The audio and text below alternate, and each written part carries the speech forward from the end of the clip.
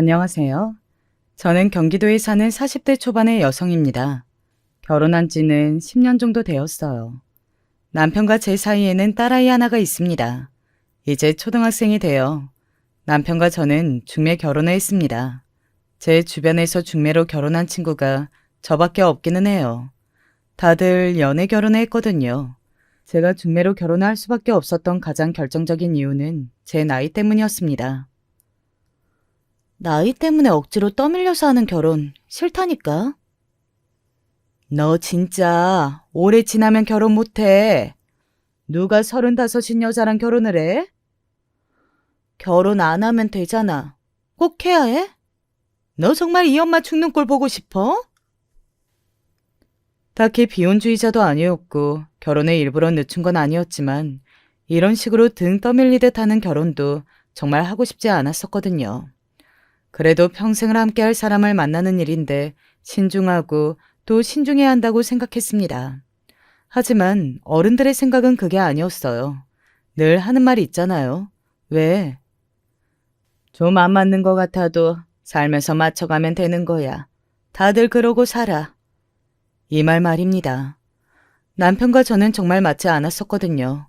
사실 처음 만났을 때부터 그랬습니다.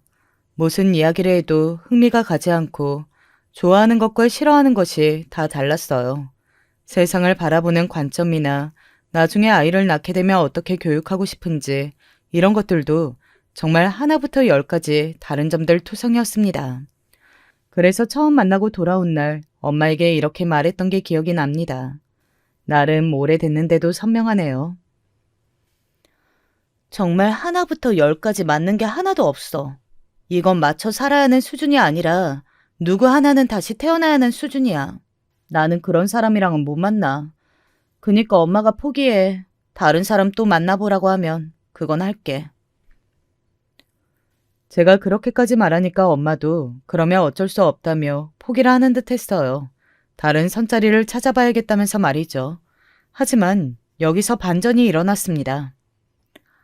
아니, 너 선본 그 남자는 네가 엄청나게 마음에 든다던데? 남편이 제가 마음에 든다고 한 번 더 만나고 싶다고 의사를 전달해 왔다는 겁니다.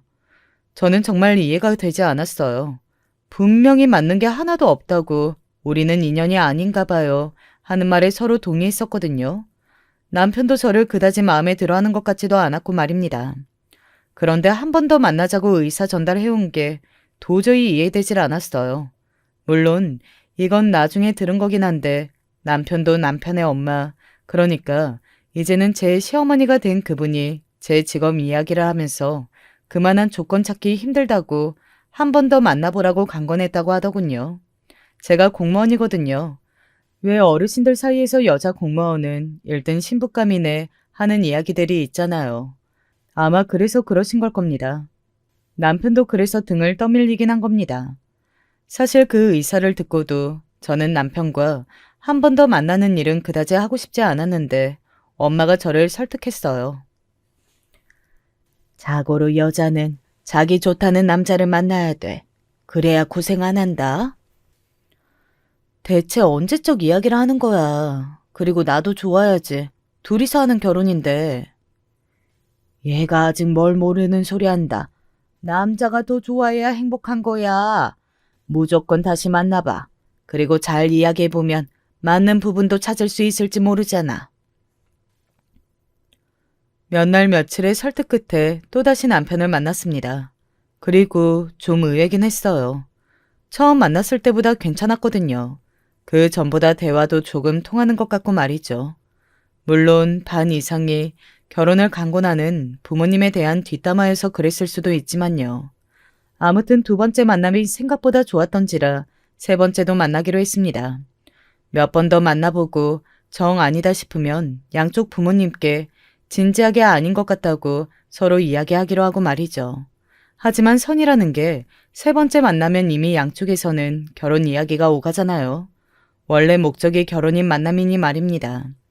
저희가 세 번째로 만나기로 했을 때 이미 양쪽은 결혼을 언제 하자고 이야기까지 주고받더라고요. 남편도 저도 그렇게 가족들에게 떠밀리듯 결혼했습니다. 다시 돌아가면 절대 그러고 싶지는 않아요. 주변 사람들도 이런 경우가 있으면 정말 도시락을 싸들고 다니면서 말릴 거고 말입니다. 맞지 않은 사람들끼리 억지로 만나 결혼을 했으니 당연히 결혼 생활이 좋을 리 없었습니다. 신혼 초반에는 그래도 서로의 눈치를 보고 맞춰보려고 노력해서 어느 정도는 괜찮았어요. 하지만 아이를 낳고 키우면서 점점 더 맞지 않는다는 것만 알아갔습니다. 게다가 남편은 전형적인 한국 남자 그 자체였어요. 그러니까 가부장적이고 자기밖에 모르는 그런 남자 말입니다. 이번에 우리 집에 가서 하루는 자고 와야지. 명절에 이런 이야기를 꺼내면 정말 기함을 하는 사람이었어요. 줄과 외인이라는 말도 몰라? 당신이 결혼했으면 이제는 이 집안 사람인 거지. 무슨 명절에 친정을 가? 지금이 조선시대야? 언제적 이야기에? 내가 아니더라도 우리 엄마가 가만히 있을 것 같아? 거기다가 시어머니도 정말 장난이 아니신 분이었습니다. 저는 요즘 시대에도 저희 시어머니 같은 사람이 있다는 걸 저희 시어머니를 보면서 알았다니까요. 오늘 집에 와서 음식 좀 해라. 손님들 오신다. 저 출근해야 하는데요? 그건 하루 월차를 쓰면 되지 않니? 지금 구청에 바쁜 일이 있어서 월차 못 써요. 너 없으면 구청에 안 돌아간다니? 어디 시어머니가 말씀하시는데 따박따박 말대답이야? 하라면 해. 사실 이런 시어머니의 태도를 신혼 초에 봤다면 바로 이혼을 결심했을 겁니다. 그런데 신혼 초에는 그러시지 않았었거든요. 오히려 우리 잘난 며느리 하면서 떠받들었습니다. 하지만 아이를 낳고 세월이 지나면서 점점 심해지시더군요. 저도 이혼을 생각하지 않은 건 아니었어요. 하지만 아이를 낳고 키우다 보니 그게 쉽지만은 않더라고요. 다들 이혼은 쉽게 하던데 저는 그게 잘 안 됐습니다. 지금 와서 생각해보면 왜 그렇게 바보 같았는지 모르겠어요. 아무튼 그렇게 한 해, 두 해 살다 보니 어느새 시간이 이렇게나 많이 흘렀더군요. 그동안 달라진 건 저희 시어머니가 저를 대하는 태도뿐만이 아닙니다. 저희 친정엄마도 많이 달라지긴 하셨어요. 그때 선 안 보다던 너한테 기어코 선을 보게 만든 게 아니었는데. 엄마가 후회하고 계시거든요. 제가 시집살이도 하고 있고 또 직장까지 다니느라 고생하는 걸 바로 옆에서 자주 봐서 더 그랬습니다. 이서방은 아직도 집에 들어오면 손 하나 까딱 안 하니? 사람 쉽게 안 변한다니까. 같이 돈을 버는데도 남편은 집에 들어오면 손 하나 까딱하지 않았어요. 집안 살림도 육아도 모조리 제 몫이었습니다. 심지어 자기 손으로 라면 하나를 안 끓여 먹었으니 말입니다. 제가 그렇게 고생하니 엄마도 함께 고생했어요. 주기적으로 저희 집에 반찬을 해다 나르셨거든요. 부엌 일이라도 조금 덜 하라고 말입니다. 반찬을 가져다 주는 날이면 엄마는 늘 그때 자기가 왜 그랬는지 하면서 후회하시곤 했어요. 결혼하고 난 뒤 좋아진 점이 있다면 그거였어요. 엄마와 제가 사이가 좋아진 건 말입니다. 뭐 웃을 수 없는 이유긴 하지만요. 물론 눈에 넣어도 안 아픈 세상 그 무엇보다 사랑하는 제 딸이 태어난 것도 좋은 점이었고 말입니다. 아, 그것도 시어머니가 저를 구박하는 이유 중에 하나였어요. 다 늙어 결혼해서 애를 하나밖에 못 낳을 거면 그게 아들이었어야지. 왜 딸을 낳아서는. 하나 있는 손주가 딸인 걸 무척이나 마음에 들어 하시지 않으셨거든요. 그건 남편도 마찬가지였고 말입니다. 아까 말했듯 가부장적인 한국 남자였으니까요. 아들이었으면 더 좋긴 했을 텐데. 애 듣는다고. 그런 말 집에서 하지 말랬지. 너는 그 명령조로 남편한테 말하는 버릇이나 좀 고쳐. 내가 당신 시종이야? 당신은 사람 하대하는 버릇이나 좀 고쳐. 나도 같은 사람이야. 왜 늘 아랫사람 대하듯 굴어? 제가 그렇게 말해도 소용없었어요. 남편은 바뀌지 않았으니 말입니다. 이것 말고도 남편의 엄청난 단점이 하나 있었는데 그건 바로 말도 안 되는 짠돌이라는 점이었어요. 원래 결혼할 때 각자의 월급은 각자 서로 관리를 하고 한 달에 일정 금액을 생활비로 내기로 했었거든요. 그걸 안 낸 지도 몇 년이나 되었어요. 제가 이야기를 하면 들어먹지도 않았습니다. 그러면서 늘 했던 말이 있어요. 이 집은 우리 집에서 해온 거잖아. 그러면 당신이 그 정도는 해. 저한테만 그러는 건 아니었습니다. 자신의 가족에게도 그랬어요. 한번 남편의 주머니에 들어가면 나올 생각을 하지 않았었거든요. 생활력 있고 좋은 거지. 그게 결국은 나중에 다 네 딸내미 재산이 될 텐데 좋은 거 아니냐? 사실 저도 어느 정도는 그렇게 생각했던 것 같기도 해요. 결국은 나중에는 우리 가족이 쓸 돈인데 지금 아끼면 좋은 거지 하는 생각 말입니다. 다 부질없는 생각이었지만요. 남이라고 생각하면서 살았던 것 같아요. 한 귀로 듣고 한 귀로 흘리자.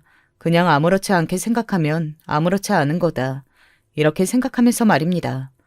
아무리 그렇게 생각해도 결국은 제 안에 다 쌓여간다는 걸 그때는 몰랐던 것 같아요. 저희 엄마는 저를 그렇게 닥달했어도 정말 순진하고 착한 사람이거든요. 지금 저한테 반찬 해다 나르는 이야기만 들어도 알 수 있든 말입니다. 그래도 이 서방이 나쁜 사람은 아니야. 늘 그렇게 말씀하시면서 편을 들어주곤 했어요. 제가 그럴 가치가 없는 사람인데도요. 그래도 딸이 이혼녀가 되는 건 싫으셨고 또 보나마나 제가 딸아이를 데리고 나올 텐데 혼자 자식을 키우게 되는 것도 싫으셨을 테니 최대한 남편의 좋은 점만 보려고 노력을 많이 하셨습니다. 뭐 때리거나 바람이 나거나 그런 심각한 문제가 아니고서는 괜찮다고 생각하는 옛날 어르신들의 그런 생각도 어느 정도는 있으셨던 것 같고 말입니다. 아, 남편이랑 살면서 한 가지 알게 된 능력인데 제가 생각보다 참을성이 강한 사람이더라고요.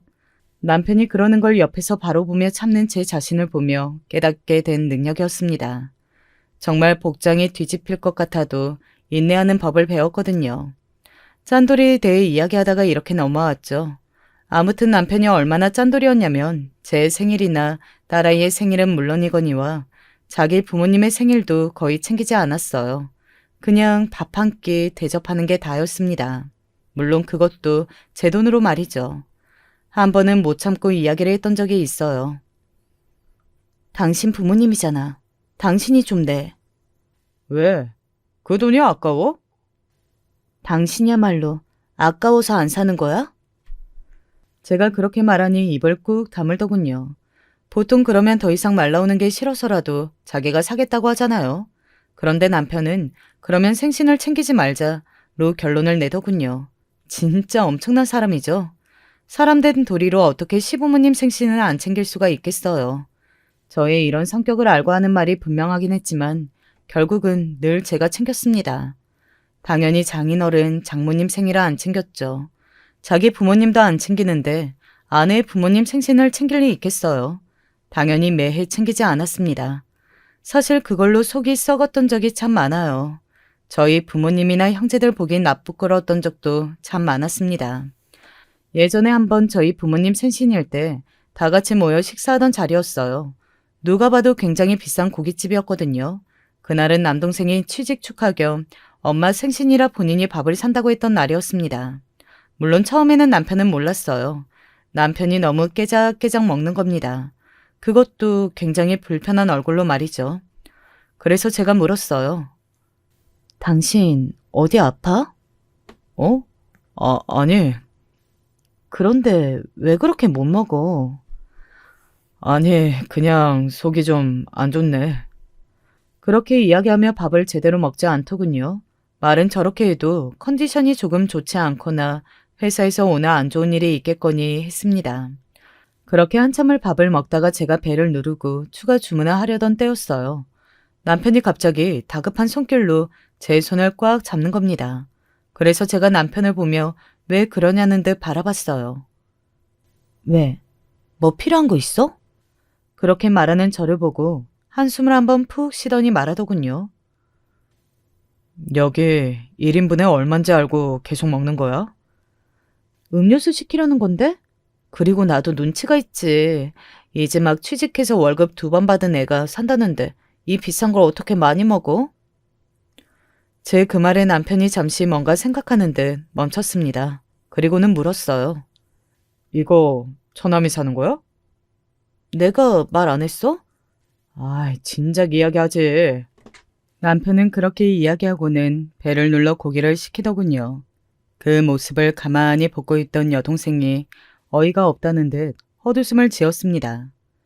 다행히 다른 식구들은 저희가 나누는 대화를 다 듣지 못하는 것 같았고 말이죠. 그러면 여태 깨작거린 게 몸이 안 좋아서 안 좋은 일이 있어서가 아니라 우리가 내야 할 돈이 있을까봐 그러는 거였어? 당연하지. 여기 1인분에 돈이 얼만데? 내 동생 돈은 돈이 아니야? 우리 돈은 아니잖아. 뻔뻔한 얼굴로 그러고 앉아 고기를 굽는 남편의 얼굴을 정말 한 대 치고 싶었습니다. 사람이 사람에게 정이 떨어진다는 게 이런 거구나 했던 것 같아요. 그 뒤로는 그 식사 자리에서 남편 입에 뭐가 들어가는 걸 볼 때마다 한 대 때리고 싶은 기분이 들었습니다. 그 이후에는 가족 식사 자리에 되도록 남편을 부르지 않았던 것 같아요. 그런 남편을 알고 있었기에 식구들도 굳이 찾지 않았고 말이죠. 그렇게 하루하루 이혼을 할 것이냐 말 것이냐 고민하고 크게 적게 열받아가면서 세월이 이만큼 흘렀습니다. 살다 보니 또 사라지긴 하더라고요. 그냥 남처럼 생각하면 편한 것도 있긴 했고요. 물론 시댁에 가야 할 때면 다시 욱하고 치밀어 오르는 것들이 있었지만 말입니다. 그러던 중 제가 이혼을 결심하게 된 사건이 일어났습니다. 올해 일이에요. 그날은 시댁 식구들끼리 다 같이 밥을 먹기로 한 날이었습니다. 물론 준비는 다 제가 해야 했지만 말입니다. 차라리 밖에서 외식하지.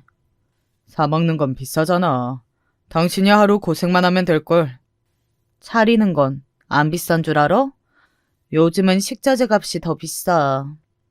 우리 집 식구들 술도 많이 마시고 하잖아.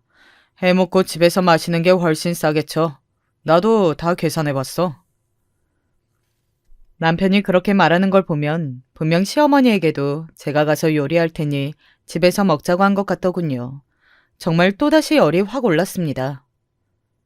당신이 내가 가서 요리한다고 한 거야, 그럼? 아니, 고기가 드시고 싶으시다는데 집에서 LA 갈비 같은 거 사다가 구워 먹으면 더 싸니까 그런 거지. 그거 다 누가 굽고 누가 요리하는데? 매일 하는 것도 아니고 그거 하루 힘들다고 이러냐? 아끼는 것도 안 쓰는 것도 정도껏 해야 하고 적당해야지. 뒤로 다들 당신 욕하는 거 알아? 지질이 궁상이라고. 그리고 당신이 돈 안 쓰고 싶으면 당신이 고생해야지. 왜 고생은 나보고 하래? 일당 줄 거야? 내 노동력은 공짜냐고. 보나 마나 식자재도 다 내 돈으로 사라고 할 거 아니야. 나 진짜 못해. 그날 안 가니까 당신이 시댁에 이야기하든 말든 해. 나도 이제 이판 사판이야. 남편은 제 공상이란 말에 욱한 듯 보였지만 제가 너무 확고하게 이야기하니 일단은 달래야겠다 싶었던 모양입니다. 장 보는 데 쓴 비용은 내가 다 줄게. 그리고 당신 고생하는 거 내가 누구보다 잘 알지. 다음부터는 외식하자. 응? 진짜 이번 한 번만. 남편이 먼저 돈을 주겠다고 한 것도 또 다음부터는 외식하자고 한 것도 이번이 처음이긴 했거든요.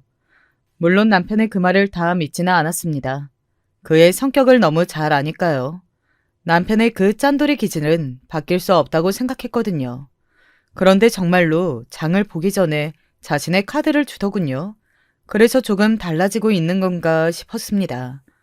물론 얼마 이상 쓰지 않았으면 좋겠다고 말을 하긴 했지만 자신의 카드를 준 것 자체가 결혼하고 처음 있는 일이었거든요. 그렇게 장을 봐서 음식을 했어요. 저도 나름 머리를 굴려서 최대한 품이 덜 드는 음식들로 차렸습니다. 하지만 그럴듯해 보이게 말입니다. 그 덕에 시어머니에게도 딱히 불평, 불만이 나오지는 않았어요. 앞으로 이렇게 머리를 굴려야겠다고 생각하고 속으로 혼자 뿌듯해하고 있었습니다. 지금 와서 생각해보면 이것도 왜 그렇게 뿌듯해했나 몰라요. 그냥 안 한다고 하면 됐을걸. 이번 어머니 생신은 호텔 뷔페에서 하면 어떨까? 응? 오빠 입에서 외식하자는 말이 다 나와? 게다가 호텔 뷔페? 나도 이제 좀 쓰고 살아야지. 늘 얻어먹거나 이 사람 돈으로 했으니까 이번에는 내가 제대로 한번 쏘보려고. 와, 오빠. 그렇게 하루아침에 바뀌면 안 돼. 큰일 나.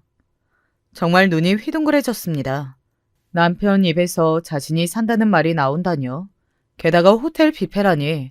그날 시댁 식구들과의 모임을 마치고 집으로 돌아가는 길에 제가 물었습니다.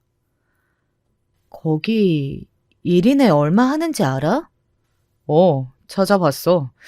한 15만 원쯤 하던데. 우리 식구들 다 가면 거의 100만 원이야. 에이, 100만 원이 뭐 그렇게 큰 돈인가. 어머니 생신에 그 정도는 쓸 수도 있지 뭐. 제가 입을 떡 벌렸습니다. 남편의 입에서 그런 말이 나올 거라고는 상상조차 해본 적이 없었거든요. 자기 지갑에서 나오는 건 1,000원 한 장 정도 그냥 안 쓰는 양반이 말이죠. 제가 계속 믿기지 않는다는 얼굴로 바라보고 있자 남편이 웃으며 말하더군요. 어머니 생신 지나면 장모님 생신이잖아. 그때도 내가 밥 살게.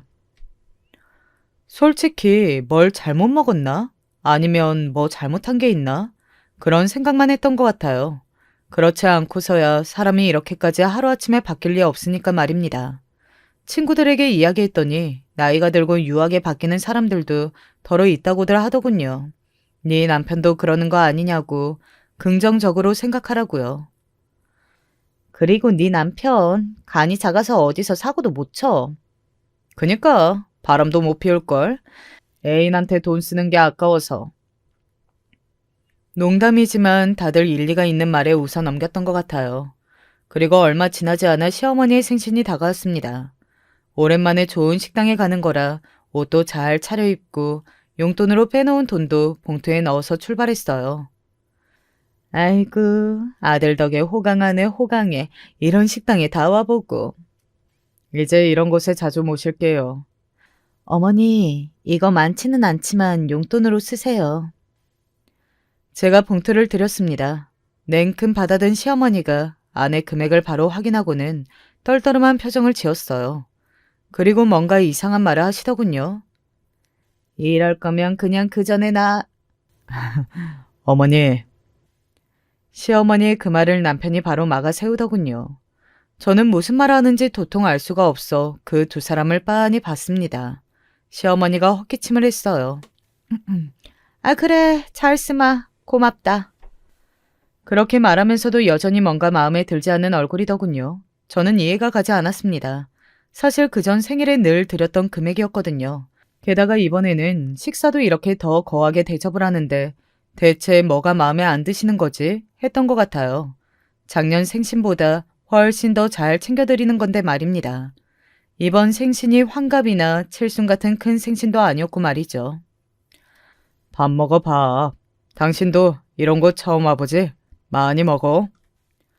갸우뚱하고 있는 저를 남편이 시선을 돌리듯 말했습니다. 저는 의문이 남아있긴 했지만 도대체 무슨 말인지 상상도 할 수 없었고 또 별일 아니겠지 하는 생각으로 의문을 접었던 것 같아요. 물론 집으로 돌아오는 길에 한번 물어보기는 했습니다. 어머님이랑 당신 아까 무슨 말 한 거야? 왜 어머님이 그 전보다 마음에 안 들어하는 눈치셔? 아, 그거야 뭐. 내가 돈을 많이 쓸까봐 그러신 거 아닐까? 분명히 엄청나게 좋아하시다가 제가 드린 봉투를 보고 반응이 확 안 좋아지신 거라 그게 계속 마음에 걸렸지만 남편은 별일 아니라고 신경 쓰지 말라고 계속 그러더군요. 찝찝함이 완전히 가신 건 아니었지만 계속 신경 쓰고 있을 수도 없으니 그냥 있었습니다. 그리고 얼마 가지 않아 저희 엄마 생일이 다가왔어요. 사실 똑같은 걸 바란 건 아니었습니다. 아무래도 남편은 가부장적인 사람이었고 그리고 자신의 부모님과 우리 부모님이 같을 수는 없으니 말입니다. 그래서 저는 처음부터 완전히 같은 걸 기대하지도 않았어요. 그런데 정말 상상도 못했던 일이 일어나고야 말았습니다. 그날은 엄마 생일이라고 다 같이 저희 친정집에 모였거든요. 남편이 밥을 사겠다고 해서 매형이 무슨 일이냐, 형부가 무슨 일이냐 하며 다들 모여 있었습니다. 남편은 그런 반응이 살짝 부담스러운 듯 보이긴 했어요. 아니, 뭘 그렇게 대단한 걸 사는 것도 아닌데. 아니, 그래도 사위한테 처음으로 밥 얻어먹는 건데 기대가 되지. 대단한 거 안 사줘도 되네.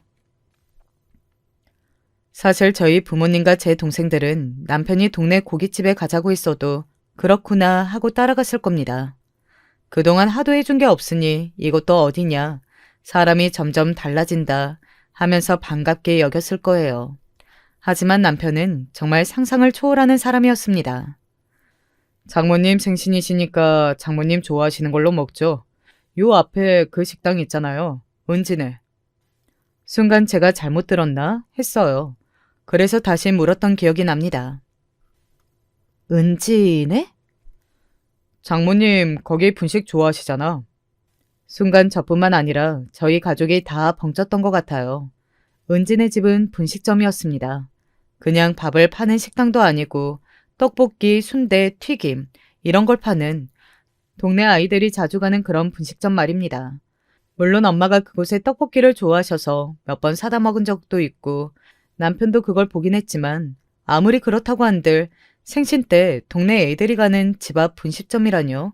정말로 어이가 없었어요. 당신 지금 제정신이니? 어이가 없는 것, 그 다음에는 분노였습니다. 돈이 얼마나 아까웠으면 하는 생각보다도 우리 가족을 얼마나 우습게 보면 저런 생각을 하고 말아 할 수가 있는 건가 싶었어요. 생일이라고 별다른 걸 하는 것보다 평소에 즐겨 드시던 걸 먹으면서 다 같이 기분 좋게 보내는 게 더 좋잖아. 아, 그래서 당신 어머니 아버지 생신 때는 호텔 뷔페를 가고 왜? 그날도 어머니 좋아하는 콩국수집 가자고 하지? 제 그 말에 남편은 꿀먹은 벙어리처럼 입을 다물더니 잠시 뒤 저를 살짝 노려보며 말하더군요. 적반하장도 유분수였습니다. 아니 그렇다고 지금 사람 성의를 이런 식으로 무시하면서 다들 보는 앞에서 싸우자는 거야? 우리 집을 먼저 무시하는 건 당신 같은데? 세상에 어느 사위가 장모님 생신날 밥을 사겠다면서 집 앞 분식집을 가자고 해? 밖에 나가서 아무나 자꾸 물어봐. 누가 지금 먼저 잘못했는지. 말로는 저를 이길 수 없으니 당연하죠. 제가 맞는 말만 하고 있었으니까요. 아무튼 그럴 수 없으니 남편은 씩씩거리다가 다른 쪽으로 방향을 튼 것 같았습니다. 아니 해주겠다고 해도 이 난리야. 그럼 뭐 지금 당장 그 호텔 뷔페 예약해서 가자고? 아 그래 가자 가. 그게 그렇게 소원이라면 가자. 무슨 적선이라도 하는 것 같은 말투에 저 새끼가 미쳤나? 하는 소리가 입에서 절로 나오려던 때 여동생도 남동생도 참지 못하고 조금 너무한 거 아니냐. 이건 형부가 잘못한 것 같다는 식으로 한마디씩 거들었습니다. 그 거들의 남편은 더더욱 욱한 듯 보였어요. 아니 지금 남의 집 식구라고 단체로 저한테 이러시는 거예요? 남의 집 식구? 당신이 우리 집을 먼저 완전 남의 집 식구 취급했잖아. 같은 집 식구였으면 바로 직전 생신을 그렇게 했으면서 우리 집은 이렇게 하자는 이야기가 나와? 어? 요즘 좀 오냐오냐 했더니 남편 무서운 줄 모르고 아주 머리끝까지 기어오르지? 할 말이 없으니 이젠 막무가내로 나가기로 한 모양이더군요. 제가 어이가 없어서 입을 떡 벌리고 서 있자 엄마가 자리에서 벌떡 일어났습니다. 남편은 그런 엄마의 모습을 보고 순간 움찔했어요. 엄마는 부엌으로 저벅저벅 걸어가 뭔가를 가지고 오는 듯 달그락 소리를 내더군요. 그리고 다시 거실로 돌아온 엄마의 손에는 주걱이 들려 있었습니다. 순간 다들 저걸 왜 들고 왔지? 했던 것 같아요. 그리고 그 의문은 바로 풀렸습니다. 짝 하는 소리와 함께 주걱으로 엄마가 남편의 뺨을 때린 겁니다. 남편이 너무 놀라서 자기 뺨을 가만히 만졌어요. 장모님, 이게 무슨... 남의 집 귀한 딸을 매번 이런 식으로 대했단 말인가? 어? 맞는 말 한 걸로 남편한테 기어오르니 어쩌냐면서? 남편은 처음에는 당황해서 어버버하더니 자기가 맞았다는 사실에 갑자기 화가 엄청난 모양인지 버럭 소리를 지르더군요. 아무리 그래도 지금 사람 얼굴을 주걱으로 때리시면 어떡합니까? 자네가 맞을 짓을 했지 않나? 엄마의 그 말에 씩씩거리던 남편이 벌떡 일어났습니다. 저는 이거 못 참습니다. 그러고는 그대로 집을 나갔어요. 저는 그날 남편과의 이혼을 결심했습니다. 저 사람이랑은 도저히 못 살 것 같다는 결론이 났어요. 얼굴만 봐도 싫어 죽겠는데 어떻게 같이 사냐고요.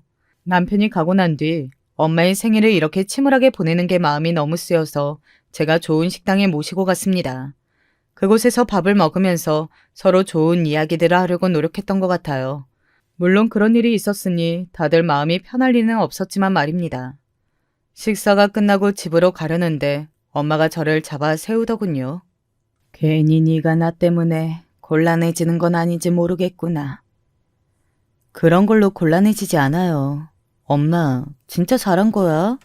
나도 그런 남자랑은 못 살아. 오히려 엄마가 끝낼 수 있는 계기를 줘서 너무 고마운데? 네가 참고 사는 거 다 알면서 혼자 되면 더 힘들 거라는 생각에 그동안 모른 척 했었는데 이제는 나도 참을 수가 없겠더구나. 저희 두 사람의 이야기를 가만히 듣고 있던 여동생도 거들었습니다. 그런 사람한테는 하루라도 일찍 탈출하는 게 좋은 거야.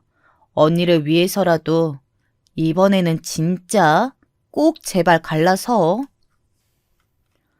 여동생은 원래 늘 만나기만 하면 형부랑 언제 이혼할 거냐고 물어왔었거든요. 그만큼 남편을 많이 싫어했고 말입니다. 그리고 그날 집으로 가서 정말 남편과 대판 싸웠습니다. 싸우기 전에 여동생이 오늘 들어가면 둘이 싸울 것 같으니 꼭 녹음을 해두라고 하더군요. 그 말이 생각이 나서 녹음을 해뒀어요. 당신 엄마 제정신이야? 어떻게 사위를 주걱으로 때려? 나는 뭐 안 맞아봤는지 아니? 너희 엄마가 나한테 숟가락 던지고 무 던지고 그런 적이 어디 한두 번인 줄 알아?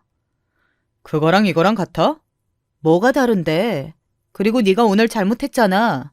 어떻게 된 인간이 장모님 생일에 동네 분식집을 가자는 소리를 하냐? 어? 너 제정신이야? 사위가 사준다고 하면 감사하게 그냥 먹으면 되는 거지. 어디서 메뉴를 따져? 예전 같았어 봐. 꿈도 못 꿀 일을. 지금이 조선시대니? 어? 그러면 내 돈은 왜 가져다 쓰는데? 네가 가장 노릇을 하고 싶으면 네 돈으로 해야지. 그동안 내 돈으로 효도했잖아. 그게 그렇게 아까워? 원래 아깝다 생각 안 했는데 너 오늘 하는 꼬락서니 보니까 아깝다. 왜? 우리 집에는 10원 한 장 쓰는 걸로 벌벌 거리는 거 보니까. 뭐? 그럼 이혼이라도 하자는 거야? 이혼하자는 소리다. 나는 너 같은 놈이랑 더는 못 살아. 더럽고 치사해서 못 살아. 더 살다가는 화병으로 죽을걸? 남편은 제 입에서 이혼하겠다는 소리가 나올 거라고는 정말 꿈에도 생각하지 못했던 모양인지 정말 당황하더군요. 아니 자기가 그따위로 굴어놓고 무슨 자신감으로 제가 계속 같이 살아줄 걸로 생각한 건지 다시 생각해도 정말이지 어이가 없네요. 진짜 이혼을 하겠다고? 그럼 너는 지금 내가 장난으로 농담으로 하는 소리 같니? 이혼할 거야. 당장 내일 바로 변호사 만나러 갈 거다. 왜? 너랑 이혼하겠다니까 온 가족이 쌍수를 들고 반기더라. 민지는 바로 변호사부터 소개해주겠다더라. 처제가 그랬다고? 그래. 나랑 만날 때마다 너랑 왜 사냐고 이혼하라고 했었는데 몰랐니? 남편은 잠시 아무 말이 없더니 지기 싫다는 듯 그러면 그러라고 말을 하고서는 안방으로 휙 들어가 버리더군요. 나중에 안 사실이지만 그때까지만 하더라도 남편은 설마 했던 것 같습니다. 하지만 저는 바로 다음 날 여동생이 소개해준 변호사를 만나러 갔어요. 그리고 그동안 있었던 일을 다 이야기했지만 증거가 남아있지 않는 이상 확실하게 유책 배우자가 되긴 힘들 것 같더라고요. 그동안 이혼을 생각하면서 여기저기 뭔가를 남겨놓지 않아서 이거 어떻게 하나 싶었던 때 남편과 시어머니와 주고받았던 문자들이 생각났습니다. 언제 음식을 하러 와라 같은 시집살이를 시킨 정황들과 남편이 그동안 계속 집안일에 관련되어 제 돈을 써온 정황 같은 거 말입니다. 이 정도면 증거가 되고도 남겠네요. 딱히 증거들을 모아두진 않았지만 그간 있었던 것만으로도 이미 차고 넘친다는 말에 오히려 허탈하더군요. 제가 어떤 걸 참고 살아왔나 싶은 생각도 들고 말이죠. 그렇게 상담받고 이혼 소장을 쓰기로 하고 돌아오는 길에 시어머니에게 전화를 받았습니다. 이제부터 걸려오는 모든 전화는 다 녹음하라고 했던 변호사의 말이 떠올라 재빨리 녹음 버튼을 눌렀어요. 니네 어머니는 제정신이라니? 전화를 받자마자 시어머니가 한 말은 그거였어요. 아마 남편이 주걱으로 맞은 이야기를 시어머니에게 한 모양이었습니다. 제가 무덤덤하게 대답했습니다. 뭐 그런 걸로 그러세요. 어머니는 저 감 못 맞췄다고 수저도 집어던지시고 김장할 때 손이 안 빠르다고 무나 배추도 집어던지셨으면서 그건 제정신으로 하신 짓이에요, 그럼? 너 지금 말 다 했니? 저는 잘못한 것도 없는데 어머니한테 여태 그런 취급 당하면서 살았잖아요. 그리고 짠돌이 좋다 좋다 하시는데 자기 주머니에서 나오는 돈은 1원도 벌벌 떨면서 툭하면 제 카드 가져가서 쓰는 그런 양심도 없고 뻔뻔하고 남자 같지도 않은 밴댕이 그만 데리고 살려고요. 다시 어머니 아들로만 살게 할 테니까 데리고 가세요. 우리 아들이 무슨 밴댕이야. 돈을 얼마나 잘 쓰는데. 여태 내 생일에 몰라? 200만 원씩 매 챙겨줬는데. 그 말을 듣는 순간 굳어서 아무 말도 못했습니다. 뒤로는 사실 돈을 다 챙겨주고 있었던 거죠. 저 모르게 말입니다. 공개적으로 뭔가를 챙겨야 할 때는 다 제 돈으로 하고 뒤에서 그러고 있었던 거예요. 저한테는 공평하게 양쪽 다 안 챙기는 거라고 하면서 말이죠. 아니. 자기 아들 밴댕이라고 했다가 욱해서 그거 아니라고 반박하려다가 괜히 제가 몰랐던 사실까지 다 말해버린 겁니다. 시어머니도 아차했는지 전화를 바로 끊어버리시더라고요. 저는 어이가 없어서 한동안 멍하니 그 끊긴 휴대전화를 바라보고 있었습니다. 그리고 집으로 와 남편에게 말했어요. 물론 이 대화 내용도 다 녹음을 했습니다. 너 그동안 나 몰래 어머니 생일 때마다 200만 원씩 챙겨드렸니? 제 그 말에 네가 그걸 어떻게 알았냐는 얼굴로 바라보더군요. 내가 밴댕이 같은 당신 아들이랑 이제 같이 못 살겠다고 하니까 네 엄마가 나한테 너 밴댕이 아니라면서 그러더라. 생일에 200만 원씩 챙겨주는 아들이 뭐가 밴댕이냐고. 그날 그래서 호텔에서 뷔페까지 먹으면서 아쉬워했구나. 200만 원씩 챙겨주던 거 못 받아서. 맞지?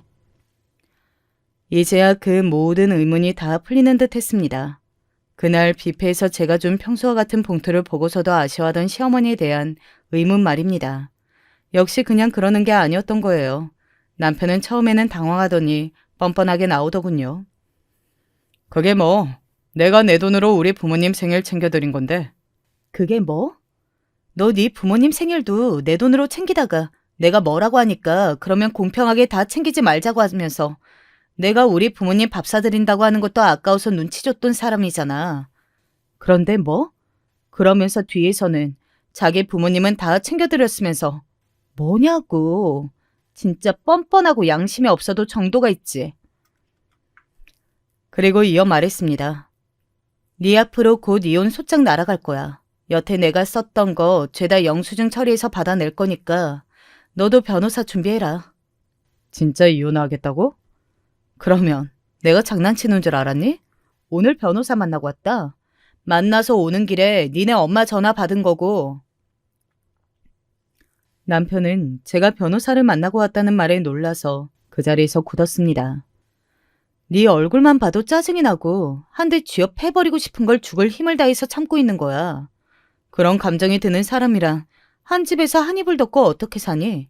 그게 고문인데. 그리고는 방으로 들어갔습니다.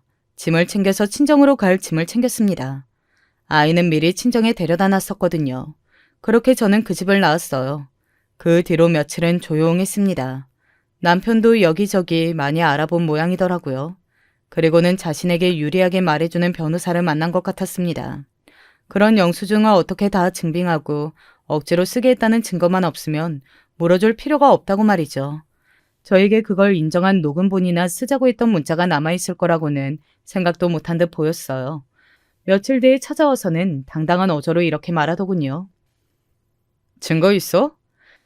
내가 쓰게 했다는 증거 있냐고. 당신이 좋아서 쓴 거잖아. 그거 증거 없으면 내가 다 주지 않아도 된다던데? 내가 바보니? 증거도 없이 나한테 그런 소리를 하게? 순간 남편은 놀랐습니다. 그쯤에는 정말 제가 무슨 이야기를 해도 다 놀랐던 것 같아요. 그런 남편의 모습이 꽤나 통쾌했던 기억이 납니다. 네가 나한테 했던 말들 다 녹음해뒀고 톡으로 그건 당신 카드로 하자면서 남겨놨던 게 한 트럭이야. 아무 말도 하지 못하고 있는 남편에게 다시 말했습니다. 괜히 변호사비까지 날리지 말고 합의하고 싶으면 찾아와. 네가 그렇게 벌벌 떠는 돈 한 푼이라도 덜 잃고 싶으면. 남편은 그 이후로 많은 곳에 물어보러 다니면서 자문한 듯 싶었습니다. 그리고 결론은 저랑 합의하는 게 돈을 제일 아낄 수 있는 거라고 낸 것 같았고요. 늘 그렇듯 돈이 세상에서 제일 중요한 사람이었던지라 자존심을 세우는 것보다 그쪽을 택했어요. 그리고 저도 빨리 해결하고 싶었기 때문에 받아야 할 돈보다 적게 받겠다고 했고 말이죠. 시끄럽게 이런저런 이야기가 오고 가고 골치 아파지는 게 더 싫었습니다. 그리고 말하지 않아도 이 모든 걸 간접적으로라도 느끼고 있을 아이를 생각하면 더더욱 그랬고 말이죠. 그렇게 저와 남편은 이혼했습니다. 남편은 변호사를 따로 선임하지는 않았어요. 아마 그 비용마저 아까워서였겠죠. 물론 도장을 찍기 전에 몇 번이나 저를 설득하려고 했습니다. 꼭 진짜로 이렇게 이혼까지 해야겠어? 아, 뭘 이렇게까지 하니? 당신은 죽었다 깨어나도 변하지 않을 거야. 나는 이만큼 했으면 됐어. 저는 그렇게 남편과 이혼했습니다. 그간 제가 썼던 돈들도 다 정산하지는 못했지만 그래도 반 이상은 돌려받았던 것 같아요. 그나마 다행인 일이긴 하죠. 시어머니는 딱 한 번 연락해 온 적이 있긴 합니다. 사과하거나 지난날에 대해 용서를 빌거나 뭐 그런 건 절대 아니었고요. 두고 보자는 이야기하려고 연락을 한 거였지만 말이죠. 네가 우리 아들이랑 그렇게 갈라서서 잘 살 것 같으냐? 세상에 우리 아들 같은 사람이 또 어딨다고. 나중에 울며불며 바짓가랑이 잡아도 소용없다. 그리고 너보다 100배는 잘난 여자랑 재혼시킬 거니까 그런 줄 알고. 그러시라고 했습니다. 어머님 마음에 꼭 차는 며느리 보라고 말이죠. 그리고 실제로 얼마 되지 않은 남편은 또다시 선을 보고 결혼하는 듯 했어요. 소식을 딱 끊고 살았었는데 어느 날 만나자고 연락이 온 겁니다. 나 결혼해. 그렇게 말하는 남편에게 무덤덤하게 대답했어요. 그래, 축하해. 이번에는 잘 살아봐. 아무렇지도 않아? 내가 무슨 감정을 느껴야 하는데? 설마 뭐 아쉽다, 후회한다 그런 소리 들으려 온 거야? 저는 정말 아무렇지도 않았거든요. 남편은 그게 나름의 복수라고 생각했던 모양이었습니다. 저는 진짜 남편이 어떻게 살든 말든 관심도 없고 저와 딸아이 앞길만 막지 않으면 다 괜찮았는데 말이죠. 남편은 저에게 청첩장을 줬고 저는 설마 여기로 오라고 주는 건가 싶었지만 약 올리려고 주는 것 같아서 그냥 받아들였어요. 그리고 결혼식장에는 가지 않고 추기만 했습니다. 여동생은 그걸 뭐하러 주냐 했지만 그래도 그냥 했어요. 정말 아무렇지 않게 생각하는 걸 보여주고 싶기도 했고 말입니다. 시어머니는 의기양양했을 겁니다. 듣기로는 꽤 괜찮은 회사에 다니는 여자분이라고 들었거든요. 나이도 저보다 어리고 그분도 재혼이긴 하지만 아이도 없었고 말이죠. 저는 속으로는 잘 살길 바라는 마음도 솔직히 있었어요. 못 살고 있으면 더 신경이 쓰일 것 같았거든요. 어찌되었던 간에 제 딸아이의 아빠니까 말입니다. 하지만 그런 제 바람은 통하지 않았습니다. 얼마 지나지 않아서 이혼했다는 소식이 들려왔거든요. 남편의 지인 중에 저와 겹치는 지인이 있었는데 그 사람을 통해서 들은 이야기로는 시어머니는 여전히 변하지 않은 채 새로 들어온 며느리에게 시집살이를 시켰고 남편은 여전히 돈 한 푼 주머니에서 꺼내는 일이 없었다고 합니다. 그리고 그 노골적인 차별도 여전했고 말이죠. 그래도 그 여성분은 저보다 훨씬 똑똑하죠. 결혼하고 얼마 되지 않아 이건 아니다 싶어서 바로 이혼하신 거니까요. 그 이야기를 전해 듣고 정말이지 사람은 쉽게 변하지 않고 지금이라도 그 집안에서 탈출한 게 천만다행이라는 생각을 했던 것 같습니다. 남편은 얼마 지속되지 않을 그 결혼 생활에 또 돈을 썼을 것이고 그걸 굉장히 아까워하고 있을 생각을 하니 웃음이 나오긴 하더군요. 헛웃음이지만요. 그렇게 남편의 이혼 소식을 전해 듣고 얼마 되지 않아 동네 마트에 장을 보러 갔다가 시어머니를 만났습니다.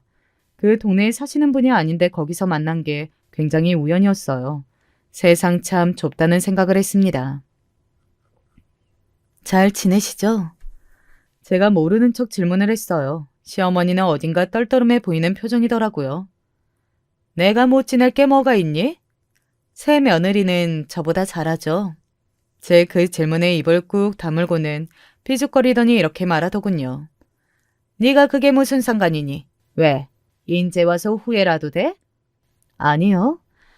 저는 하나도 후회는 안 나는데 그 새로운 여자분을 위해서라도 잘 지냈으면 했어요.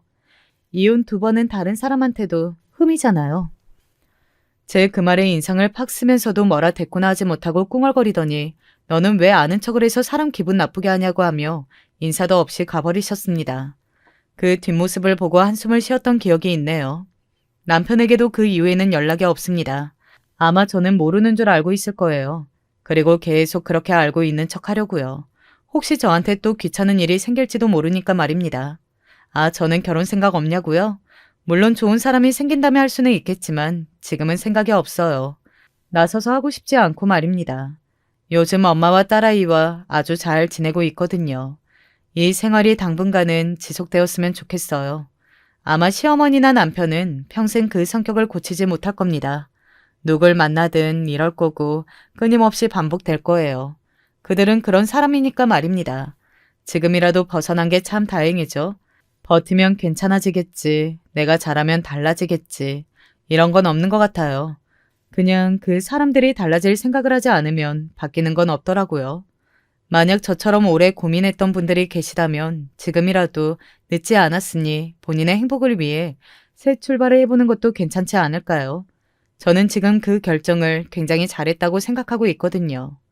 어쩌다 보니 제 결혼과 이혼, 그리고 전 남편의 재혼과 이혼까지 이야기하게 되었네요. 그 사람의 현재를 설명하려다 보니 이야기가 길어진 것 같습니다. 저는 여기서 마무리를 해야 할 것 같아요. 사실 오늘 엄마 생신이라 가족들끼리 호텔 뷔페를 가기로 했거든요. 그때 갔던 곳보다 더더욱 좋은 곳으로 말이죠. 그럼 이만 줄일게요. 늘 건강 조심하세요. 안녕하세요. 저는 지금 서울 살고 있는 30 중반의 여성입니다. 사연 유튜브 보는 거 좋아하는데 계속 보다 보니 제가 겪은 일도 생각나고 그렇더라고요. 제 이야기도 한번 들어봐 주셨으면 해서 써봅니다. 저는 그렇게 능력 있거나 공부를 잘하는 학생은 아니었어요.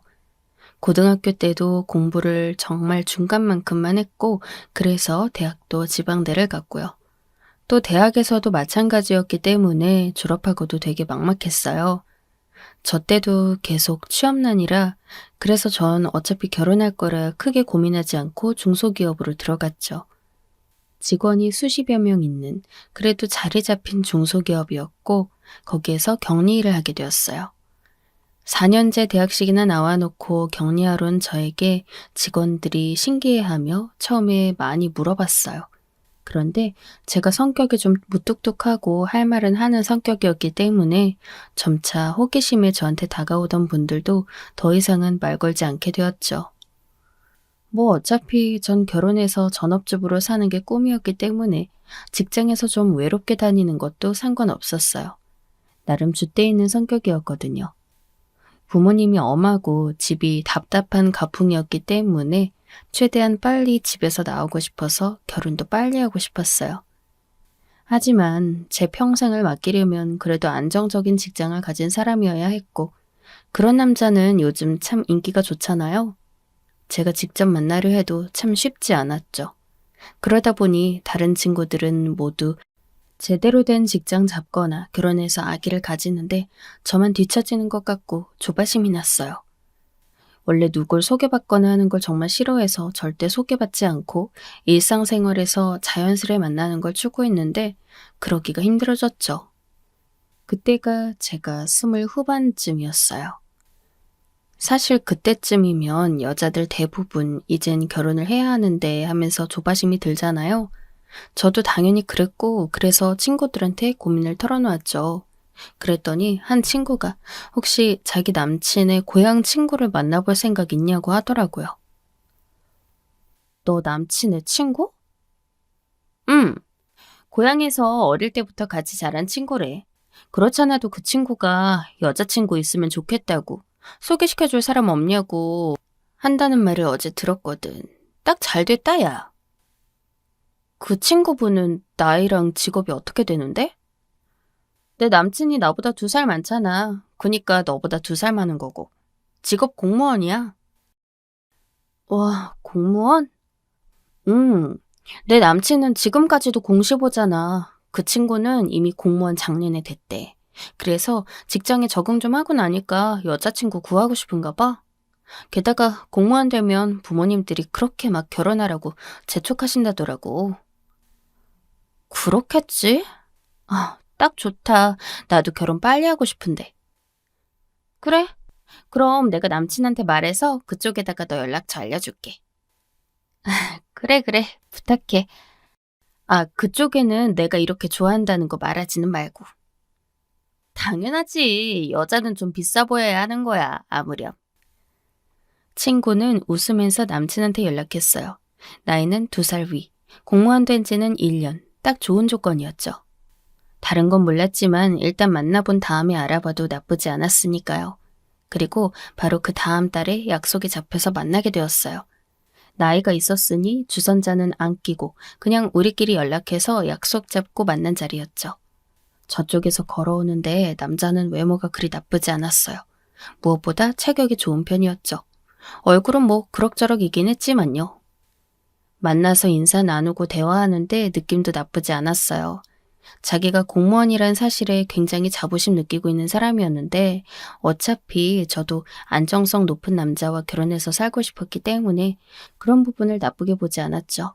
그리고 자기 직업 싫어하는 사람보다 자부심 가진 긍정적인 사람이 훨 낫잖아요. 사실 제가 일하는 곳이 좀 일반적이지 않은 직렬이거든요. 아, 공무원이시라는 말만 듣고 직렬이 어디신진 못 들었어요. 어디세요? 교정직이에요. 교도소에서 근무하는. 흔히 말하는 교도관이요. 어머, 저 교도관은 처음 봬요. 그렇죠? 다들 그런 분들 많아요. 사실 흔한 직렬은 아니니까요. 동사무소나 구청에서 일하는 지방직하고는 좀 다르죠. 그렇구나. 힘드시겠어요. 아무래도 그렇죠. 저희는 일반 공무원들하고는 달리 법적 공휴일에 딱딱 쉬지도 못하고 일도 교대로 해요. 24시간 계속 수감자들 지켜봐야 하니까요. 이게 일반 분들이 생각하는 것과는 다르게 되게 힘든 일이에요. 자부심 없인 하기 힘든 일이죠. 아, 그렇겠어요. 그래도 지금 휴가 낸 상태라 제가 나을 수 있었는데 평상시엔 나가기도 좀 힘들어요. 아시겠지만 교도소는 좀 교통 불편한 곳에 많이 있는데 교대제니까 시간 맞춰 딱 외출하기가 힘들거든요. 저는 신기해서 고개를 끄덕였어요. 하긴 생각해보면 교도소는 24시간 365일 수감자를 감시해야 할 테니 당연히 교대제로 근무하겠죠. 게다가 교도소는 지방 산속에 있는 곳도 많을 테니. 아, 그래서 그렇게 체격이 좋으셨구나. 전 들어오시는 거 보고 운동선수이신가 했어요. 아, 뭐 그 정도는 아닌데. 그런데 일할 때 체격이 좋지 않거나 힘이 약하면 좀 위험한 부분이 실제로 있긴 해서요. 평소에 운동 열심히 하려고 노력하는 편이죠. 제가 칭찬하자 그 사람은 굉장히 뿌듯하면서도 수줍은 얼굴로 그렇게 말했어요. 그 얼굴에 마음이 들고 귀여워서 저는 간간히 칭찬을 섞어 말하며 그 사람과 대화했죠. 사실 교도관이란 사실이 그리 좋진 않았어요. 만약 사귀게 된다면 데이트도 그리 자유롭지 않을 거고 결혼한다면 교대 근무하면서 여러 가지로 삶의 패턴이 다른 사람들과 다를 테니까요. 하지만 사람 자체가 좀 귀여워 보이기 시작했어요. 제가 좋아하는 스타일에 남자다우면서도 순수한 데가 있는 타입이었죠. 그렇게 애프터를 거듭하면서 저희는 자연스레 사귀게 되었어요. 남자친구는 제가 날씬하고 무심해 보이는 게 좋았다 하더군요.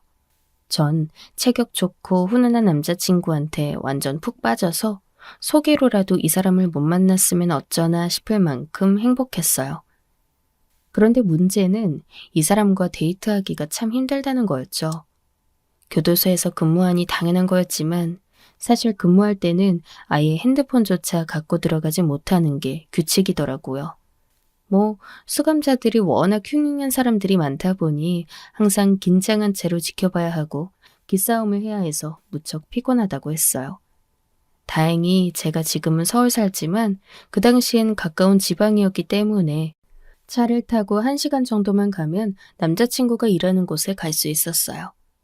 남자친구는 집도 교도소 근방에 잡아두고 있었기 때문에 주로 그 근처에서 데이트하곤 했답니다. 사실 너무 깡촌이고 아무것도 없는 동네라 데이트라고 할 것도 없었죠. 하지만 번화한 곳으로 나가긴 시간도 아깝고 남자친구도 예쁜 카페나 식당 같은 곳에 별다른 관심이 없어서 그냥 집에서 데이트를 하곤 했어요. 사실 교도관의 근무 환경이 그리 좋지 않더군요. 전 공무원 중에도 그렇게나 힘들게 일하는 직렬이 있는 줄 몰랐어요. 4교대를 근무한다 하는데 심지어 운 나쁘게 걸리면 한 달에 하루 쉴 때도 있다더라고요. 그런 때는 제가 아무리 애 같아도 데이트할 시간 자체가 나지 않아서 아예 얼굴도 보지 못했죠. 아, 오빠하고 이렇게 데이트하기가 힘들어서야. 내 남자친구란 생각도 안 들어.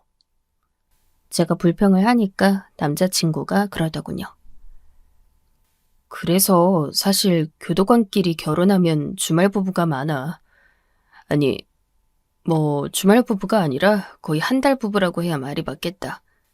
교도관들끼린 서로 사정을 이해하는데 교도소끼리 서로 멀리 떨어져 있기도 하고 교대제가 스케줄이 딱 맞는 게 거의 불가능하니까. 진짜 힘드시겠네. 그렇지. 그래서 난 같은 교도관하고는 결혼 안 하려고 소개받아 만난 거야. 그래서 자기 만나서 난 좋아, 지금. 어휴, 그러셔요? 자긴 안 좋아? 나도 좋아. 좋으니까 이런 데도 만나고 있지. 그럼 우리 결혼할래? 남자친구가 그냥 평범한 대화하는 것처럼 그렇게 말했어요. 전 잠깐 멍해졌죠. 마음 같아선 그냥 그 자리에서 오케이 하고 싶지만 사실 남자친구와의 결혼에는 좀 고민해야 할 부분이 많았어요. 사실 돈 문제는 아니었고요. 저도 벌어먹고 살 수 있지만 그냥 안정적인 사람과 결혼하고 싶은 것뿐이었어요. 그런데 남자친구 근무 환경이라든가 이런 것들이 제대로 된 가정 생활을 할 수 있을까 싶은 정도였기 때문에 고민이 됐죠. 제가 고민을 하고 있자 남자친구는 픽 웃으면서 그러더군요. 튕기지 마. 요즘 공무원이 얼마나 귀한 신랑감인지 알지? 그리고 자기 나 좋아하잖아. 그건 그런데, 너무 시간이 모자란 남자친구란 말이야. 그건 어쩔 수 없지. 자기가 감수해야 할 부분이지. 자기 친구만 해도 지금 공식 못 붙은 남자와 만나면서 데이트 비용 다 대고 있잖아. 우린 시간만 없지 그런 건 문제 없으니까. 남자친구 말이 맞기도 했어요. 우리를 소개해준 친구의 남자친구. 그러니까 남자친구의 친구인 그 사람은 여전히 공무원 시험에 합격하지 못해 난감해하고 있더군요. 그 사람은 서울 지방직으로 시험 보고 있는데 너무 커트라인이 높다고 힘들다고 한다고 친구가 얼마 전 저한테 고민 상담을 하기도 했어요. 이러다 정말 공시에서 떨어지면 나중에 남자친구와 헤어져야 하나 고민된다고요. 그런 면에서 지금 교도관인 남자친구가 정말 안정적이고 귀한 신랑감인 건 맞았죠. 게다가 전 집이 좀 지겨워서 탈출하고 싶었고 그러려면 결혼이 가장 좋은 길이기도 했어요. 남자친구는 제 이상형이기도 했고요. 그래서 우리는 결혼을 결정했죠. 제가 지금 중소기업 경리로 일한다는 사실을 아는 남자친구는 결혼 후에는 그냥 정리하고 전업주부로 있으라 했어요. 저야 땡큐였죠. 어차피 저는 일에서 보람을 찾는 사람이 아니었고 지금 직장이 특별히 비전 있는 게 아니었거든요. 그냥 저 먹고 살 거 벌려고 다니는 것뿐이었지. 게다가 부모님이 엄하셔서 백수로 있는 것보단 어디라도 일하는 걸 좋아했거든요.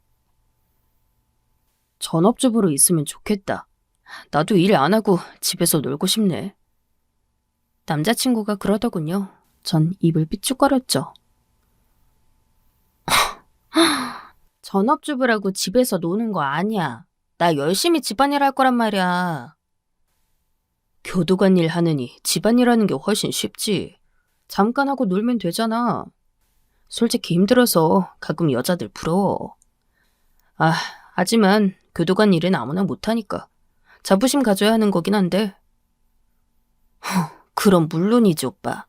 오빠는 오빠가 할 수 있는 일을 하는 거잖아. 그렇지? 내가 돈 벌어다 주면 아껴 써야 해. 내가 언제 과소비하는 거 봤어? 내 월급 170만 원으로도 나 저축 열심히 하던 사람이야. 그래, 믿는다 자기야. 저는 남자친구 말에 다 좋다고 맞장구 치면서도 이때부터 뭔가 못마땅함이 느껴지기 시작했죠. 가정주부가 노는 건 아니잖아요. 전업이라도 아기 낳고 기르고 하면 정말 몸도 망가지고 힘들다고 들었는데 아무래도 남자친구는 전업주부는 무조건 노는 줄 알더라고요. 제가 직장 다니면서도 깔끔 떨고 요리 열심히 하는 걸 알면서 말이에요. 아, 우리 상견례 하기 전에 우리 집 좀 가서 엄마 좀 뵙자. 아, 어머님? 그래, 뵙는 게 좋겠지? 너무 멀어서 평소엔 못 가지만 그래도 결혼할 사람인데 미리 얼굴은 봐야지. 그건 맞는 말이라서 오빠가 휴가 내고 시골 가자는데 전 토달지 않았어요. 오빠와 친구의 남자친구는 동양으로 지금 우리가 있는 곳보다도 더 남쪽으로 내려간 시골이었죠. 오빠의 부모님 중 아버님은 10여 년 전 돌아가셨고 지금은 어머님만 남아서 시골집을 지키고 있다고 했어요. 오빠네는 동생 있다고 했지. 동생 놈 공부를 못해서 여기저기 노가다로 떠돌고 있긴 하지만 한심한 새끼. 남자친구는 혀를 찼어요. 남동생 하나 있는데 사고치기까지 해서 집에서 나가 몇 년에 한 번씩만 돌아온다고요. 그나마 내가 형이라 다행이지. 아니었으면 나한테도 주먹 휘둘렀을 놈이야. 하여간 예전에 아버지도 우리 좀 때렸던 적이 있었거든. 그거 닮았나 봐. 아휴, 같이 자랄 때 힘들었겠네. 나보다 작았으니 상관없었어. 내가 힘이 더 세기도 하고. 남자친구는 피식 웃었어요. 남자친구 아버님이 애들을 때렸다는 얘기를 들으니까 남자친구도 그런 성향을 닮진 않았을까 살짝 걱정이 됐죠. 물론 저하고 사귀면서는 전혀 그런 성향은 보이지 않았지만요. 괜한 걱정이라 생각했죠. 운전해서 시골로 내려갔는데 남자친구네 집은 정말 자그마한 시골집이었어요. 야트막한 담에 솔직한 말로 하면 좀 초라해 보이는 집 있죠? 그런 집이었어요. 저희가 차를 마당에 세우는데 집 문이 열리고 자그마하고 깡마른 어르신 한 분이 나오시더군요. 주름이 자글자글한 모습이 마치 우리 할머니 뻘 같았지만 남자친구가 무뚝뚝하게 손을 흔들었어요. 저 왔어요, 어머니. 아이고, 우리 장남 왔구나. 예비 시어머니였던 거예요. 시어머니는 호들갑을 떨며 남자친구에게 다가와서 부둥부둥 하시더군요. 남자친구는 노골적으로 귀찮아하는 얼굴이었지만 어쩔 수 없다는 듯이 마주 앉다가 저를 소개했어요. 그때 전화로 말했던 결혼할 사람이에요. 어머나, 아유, 도시 아가씨로구나. 어쩜 이렇게 예쁘고 날씬하니? 반갑다, 아가. 시어머니는 넉살 좋게 저한테 말을 붙이며 인사하셨고 저도 최대한 반갑게 인사를 드렸어요. 시어머니는 오랜만에 장남이 왔다면서 신이 나서 빨리 방으로 들어가라 하셨고 저희는 곧장 방에 들어갔어요. 정말 오랜만에 보는 노란 장판 바닥에 쿰쿰한 냄새가 나는 집안. 혼자 사는 어르신이니 깔끔하게 해놓으실 리는 없었지만 그래도 청소한 지 꽤 오래된 것 같은 냄새가 났어요. 제가 집안 둘러보는 걸 알아챈 남자친구가 민망한 듯한 얼굴을 하더군요. 집이 좁지? 아니야, 충분히 넓은데 뭐. 원래 조금 더 넓은 집이었는데 어머니가 혼자 사신다 하셔서 좁은 곳으로 옮겼어. 동생이 사고 친 거 돈도 갚아줘야 했고 해서 다 팔고 여기로 옮긴 거거든. 아, 그랬구나. 어머니도 그렇고 동생도 그렇고 좀 꽉 막혀서 말이야. 보다시피 워낙 촌이고 해서 좀 답답하게 살았지. 그러게. 어렸을 땐 특히나 좀 그렇긴 했겠다. 그래도 이런 데서 공무원까지 됐으니 나름 개천용이지, 안 그래? 진짜 그러네, 오빠. 오빠가 자부심 가질만 하다.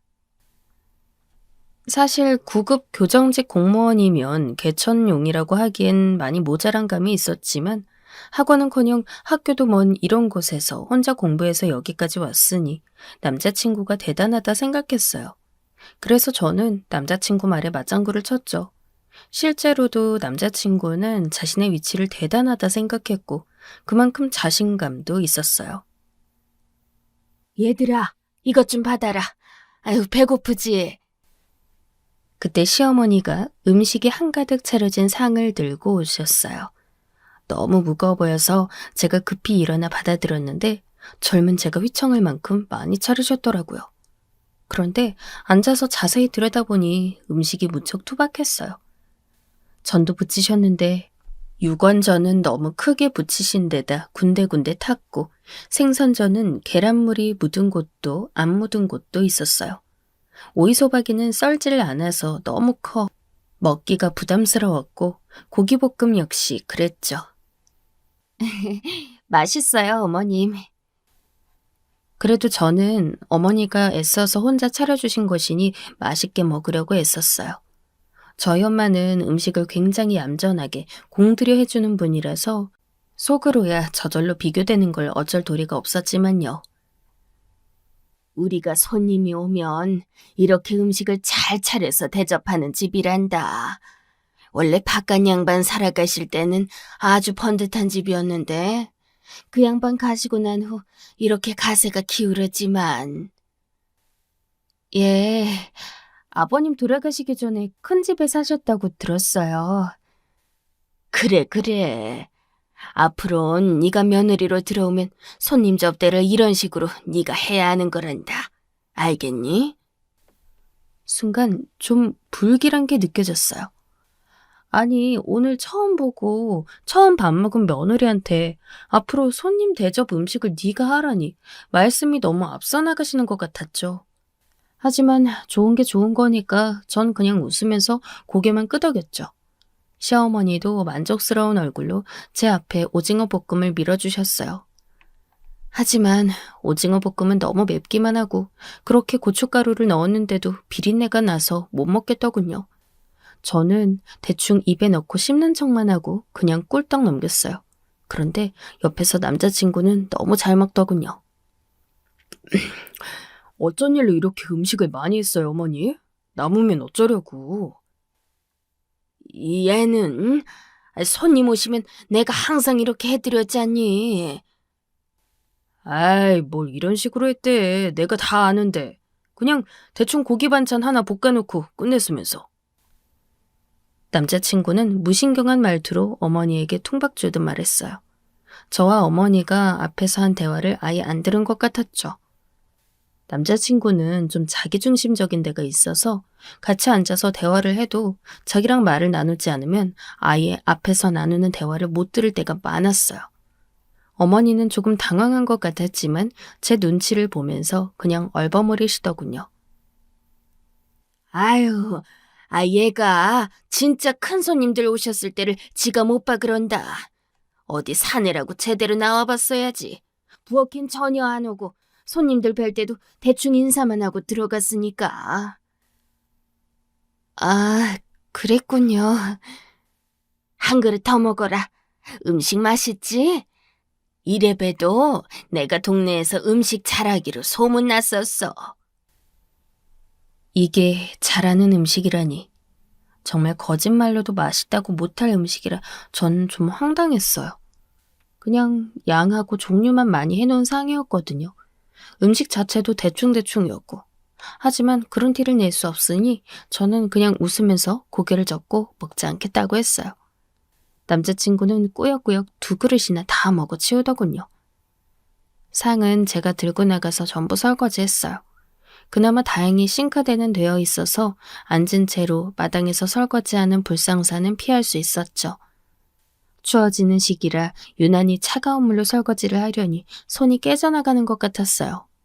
너무 차가워서 따뜻한 물을 틀려고 했더니 시어머니가 화들짝 놀라면서 하지 말라고 하셨어요. 예, 그거 그쪽으로 틀지 마라. 가스비 나간다. 어머니, 하지만 조금 따뜻한 물을... 안 된다. 못하겠음 이리 내놔. 아니, 무슨 애가 이리도 약해 빠졌니? 도시 아가씨라고 이 정도 차가운 물도 못 견디겠어? 아니에요, 어머님. 그냥 제가 할게요. 결국 차가운 물에 제가 설거지를 전부 다 하고 상을 치웠어요. 그러는 동안 희한하게도 시어머니는 전혀 안 도와주고 그냥 뒤에 앉아서 보고 계시더군요. 손가락으로 반찬통은 저기 있다, 이건 여기 있다 말만 하시고요. 그러더니 저에게 그러시는 거예요. 이제 너 우리 아들하고 결혼하면 자주 우리 집 와서 음식도 하고 치우기도 해야 하고 하니까 알려주는 거다. 한 달에 2번은 올 거 아니니? 네? 순간 귀가 의심됐어요. 아니, 저희도 지방이었지만 여긴 차로 달려서 3시간을 편도로 와야 하는 곳이었어요. 왕복으로 6시간인데 가뜩이나 쉬는 날 적은 교도가 아닌 남자친구와 살면서 여길 자주 오가라뇨. 어머님, 한 달에 2번은 오빠 쉬는 날도 적을 땐 한 달에 하루일 때도 있는데요. 무슨 소리니? 너 혼자라도 와야지. 날 봉양하면서 살지 못할 망정 이게 무슨 소리야? 시어머니는 화들짝 놀라면서 저한테 그러셨어요. 저는 말문이 막혀 어안이 벙벙할 따름이었죠. 어물어물 알았다고 하고 방으로 들어오는데 머리가 복잡해졌어요. 시어머니는 과일도 가지고 들어와 저한테 깎으라고 내미셨죠. 식혜를 한 잔씩 따라 앞에 두고 TV를 켰죠. 이 텔레비전도 얘가 사준 거다. 어쩐지 이 낡은 집에 어울리지 않게 새 것이더군요. 어머니는 너무나 자랑스럽다는 듯 TV를 어루만지다가 남자친구를 바라보았어요. 그 눈에 담긴 자부심과 자신감이 대단해서 저는 정말 시어머니가 자기 아들을 대단하게 생각한다는 사실을 알 수 있었죠. 어려서부터 그리도 공부도 잘하고 열심히 하더니 공무원이 됐지 뭐냐. 아휴, 사실 우리 집에서 학원 가기도 어려웠는데 중학교 들어가서도 고등학교 가서도 계속 공부를 잘했단다. 얼마나 사랑스러운 아들인지 몰라. 그럼요, 어머님. 정말 그렇죠. 요즘 공무원이 얼마나 인기 직업이고 경쟁률이 치열한데요. 그런 직업 가졌으니 대단한 거죠. 저는 시어머니의 비위를 맞추려 열심히 맞장구 쳤어요. 남자친구는 쑥스럽고 부끄러운 것 같았지만 듣기 나쁜 눈치는 아니더군요. 은근히 좋아하는 것 같아 더 귀엽기도 했어요. 어머님이 자기 아들 자랑스러워하고 사랑하는 게 절대 나쁜 일은 아니죠. 실제로 자랑스러워할 만한 아들이기도 했고요. 하지만 문제는 그 다음이었어요. 내 아들이 이렇게 잘나내니 난 사실 며느리도 공무원이나 좀 잘난 애가 들어올 줄 알았거든. 어머니. 아니 왜? 내가 탈 잡으려는 게 아니라 사실이 그렇단 얘기야. 어머니 그만해요. 뭐 사람 앞에서 그런 소리를 굳이 해. 내가 틀린 말 했니? 사실이지 뭘. 중소기업 격리하는 아가씨가 며느리로 들어올 거란 기대는 안 했지 않겠니? 네, 그렇죠, 어머님. 저는 조금 씁쓸하게 대답했어요. 사실 뭐 누가 봐도 제 직업은 그리 좋은 편은 아니었고 저도 잘 알았어요. 어머님이 오늘 처음 만난 저에게 저런 말씀하시는 게 솔직히 과하단 생각은 들었지만 어머님 입장에선 또 속마음 진실되게 꺼내 보이는 거겠거니 싶더군요. 작은 회사에서 여직원이 할 수 있는 일이 뭐가 있겠니? 응? 뭐 커피 타고 청소하고 그런 거겠지. 나도 읍내에 살아봐서 옆집 딸이 그런 듯한 녀석 본 적이 있다. 아무리 그래도 공무원하고는 다르지 않겠니? 뭐 그렇죠. 진짜. 남자친구는 계속 말하는 어머니가 갑갑하다는 듯 고개를 휙 돌리고 텔레비전 소리만 더 키웠어요. 시어머니는 계속 말씀을 안 멈추셨죠.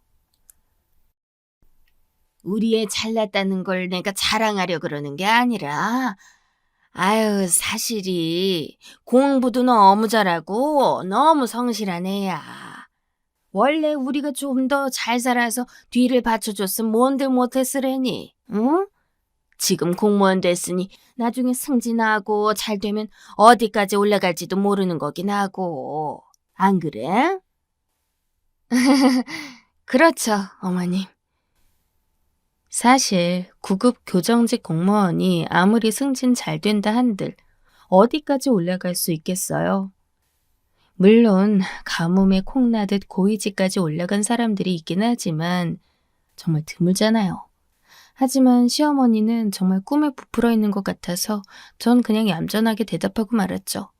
뭐 제가 딱히 시어머니 마음 상하게 할 일도 아니었으니까요. 그런데 이렇게 널 며느리감으로 데려왔으니 너도 거기에 좀 걸맞게 우리의 대우를 해줬으면 좋겠구나. 그럼요, 어머님. 제가 잘할게요. 마음만으로는 안 돼. 물질적으로도 잘해줘야 돼. 저는 그 말씀이 정말 그냥 밥 잘해주고 잘 챙겨주라는 말씀인 줄 알았어요. 그래서 고개만 끄덕이고 있었더니 시어머니는 제가 알아들은 줄 알고 흐뭇하게 말씀하시더군요. 그래. 결혼하게 되면 혼수든 예단이든 집이든 다 잘해올 거라 믿는다. 내가 걱정하지 않아도 되겠지? 똑 부러지는 도시 아가씨니까. 네? 집이요? 응, 그래. 집은 어디다 살 거니? 직장 근처? 아니면 도시에? 시어머니 말씀에 전 어처구니가 없었는데 남자친구가 버럭했어요. 아, 어머니, 그걸 뭐 벌써 말하고 그래요. 우리가 알아서 할 테니까 간섭 좀 하지 말아요. 아, 내가 간섭하려는 건 아니고. 도시든 교도소 근방이든 알아서 할 일이에요. 좀 조용히 하세요. TV 소리 안 들려요. 그게 아니라 얘야. 어머니 말소리 때문에 아까부터 계속 텔레비전을 아예 못 보겠잖아. 아휴, 귀찮아 진짜. 남자친구는 정말 짜증스럽게 말했어요. 전 솔직히 좀 놀랐어요.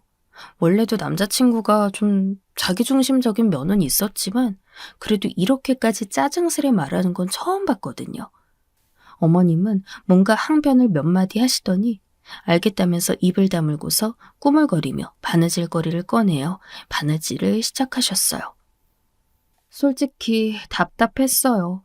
시어머니는 아무 말 없이 바느질만 하시고 남자친구는 반쯤 드러누워 텔레비전에 의미 없는 개그 프로나 보고 있고요. 저도 화면만 멍하니 보는데 정말 너무 재미가 없었어요. 그렇게 분위기가 묘하게 불편했던 시댁 방문이 끝났죠. 저는 올라오는 중에도 생각이 많아졌어요. 시어머니가 하셨던 말씀이 굉장히 거슬리더군요. 저한테 혼수며 예단이며 말씀하신 건 뭐 괜찮아요. 하지만 집까지 말씀하시는 건 좀 이상하잖아요. 집은 당연히 남자 쪽에 하든가 아니면 돈이 모자라면 저하고 같이 한다면 몰라도요. 오빠, 어머님이 하신 말씀 어떻게 생각해? 뭘? 나한테 집 해오냐고 하신 거 말이야. 아, 나이 잡수신 어르신이 하신 말씀 가지고 뭐 그렇게 진지하게 생각해. 그렇지? 오빠가 생각하기에도 말이 안 되지. 야, 나중에 생각해, 나중에. 아우, 지금 결혼 절차 생각만 해도 머리가 아프다 하죠. 오빠는 별소리를 다 한다면서 그리 심각하게 여기지는 않는 것 같더군요. 다행히도 남자친구가 그렇게 진지하게 받아들이진 않는 것 같아 안심은 되었어요. 그런데 시댁에서 돌아온 지 한 일주일쯤 됐는데 시어머니한테서 전화가 오더군요. 저는 깜짝 놀라 전화를 받았어요. 네, 어머님. 아니, 어떻게 전화를 주셨어요? 예, 너는 왜 일주일이나 지났는데 안부 전화 한 번을 안 하니? 올라와서 한번 전화 드렸는데. 그래도 매일은 몰라도 이틀이나 사흘에 한 번은 안부 전화를 해야지. 그리고 결혼 후에는 당연히 매일 해야 하는 거고. 아유, 직업도 별로더니 애가 배운 것도 없나 보구나. 네? 그럼 못 쓰는 거야. 너 그러다가 우리 아들하고 결혼 못한다. 시어머니는 그렇게 크게 소리 지르며 화내는 분은 아니었어요. 그냥 조용조용하게 약간 비꼬는 투로 말씀하셨어요. 전 솔직히 너무 당황스러워서 시어머니가 뭐라고 하시는지도 잘 모르겠어서 어리둥절했죠. 아니, 결혼도 전에 이틀이나 사흘에 한 번 전화를 하라뇨. 게다가 결혼 후에는 매일? 저는 너무 어이없어서 시어머니한텐 뭐라고 대꾸도 못하고 그냥 전화를 끊었어요. 그 후 남자친구와 만났을 때 다시 한번 말을 했죠. 어머님이 나한테 전화하셔서 이틀이나 사흘에 한 번씩 안부 전화하라고 하시던데? 오빠, 아직 결혼도 전인데 너무 과하신 거 아니야? 어머니가? 그래, 며칠 전에 전화 왔었어. 그래서 안부 전화했어? 안 했어. 아니, 내가 아직 그렇게까지 해드릴 때는 아니잖아. 뭐 그거 전화 며칠에 한 통 하는 거 가지고 그러냐? 그 정도는 해드려도 되지. 어차피 우리 결혼할 건데 좀 먼저 하면 어떻다고. 아니, 그런 게 아니지, 오빠. 그럼 오빠도 우리 집에 전화라도 하든가. 오빠는 아직 우리 엄마 아빠 보러 가지도 않았잖아. 야, 장인어른하고 장모님은 상견례 때 뵈면 되지. 뭘 그렇게 급해? 그런 게 어디 있어? 나도 먼저 가서 뵀는데? 거기다 어머님은 멀리 계시지만 우리 집은 바로 차로 1시간만 가면 되는데 뭐가 문제야? 그게 그렇게 중요해? 어차피 상견이 얼마 남지도 않았어. 이 정도 됐으면 오빠가 먼저 가자고 해줘야지. 시댁도 그렇게 멀리 다녀왔는데 우리 집은 코앞인데 가자고 하지도 않고 데려다 준 적도 없으면서? 아, 알았어. 알았으니까 나중에 이야기하자. 남자친구는 귀찮다는 듯 말하고 고개를 돌렸어요. 저는 너무 서럽고 서운하더군요.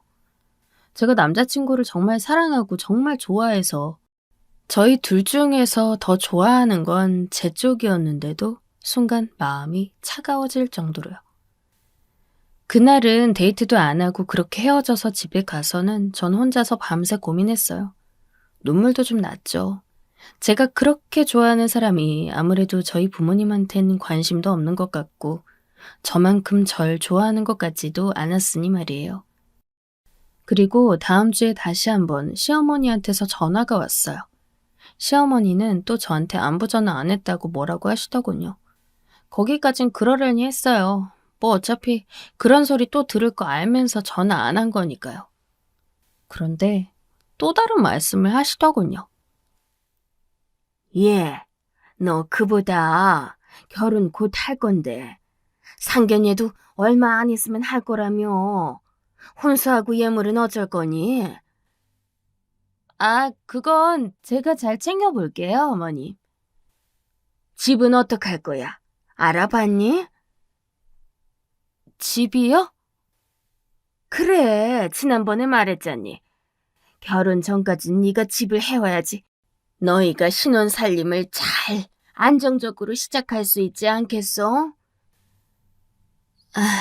어머님, 집을 제가 해갈 수 있을 만큼 돈이 넉넉지가 않아서요. 저는 큰 마음 먹고 시어머니한테 항변했어요. 그러자 어머니가 수화기 저 너머에서 잠시 조용해졌어요. 그러더니 또 화가 나신 듯 비꼬는 말투로 말씀하셨죠. 대체 무슨 생각으로 여태 집 살 돈도 안 모았니?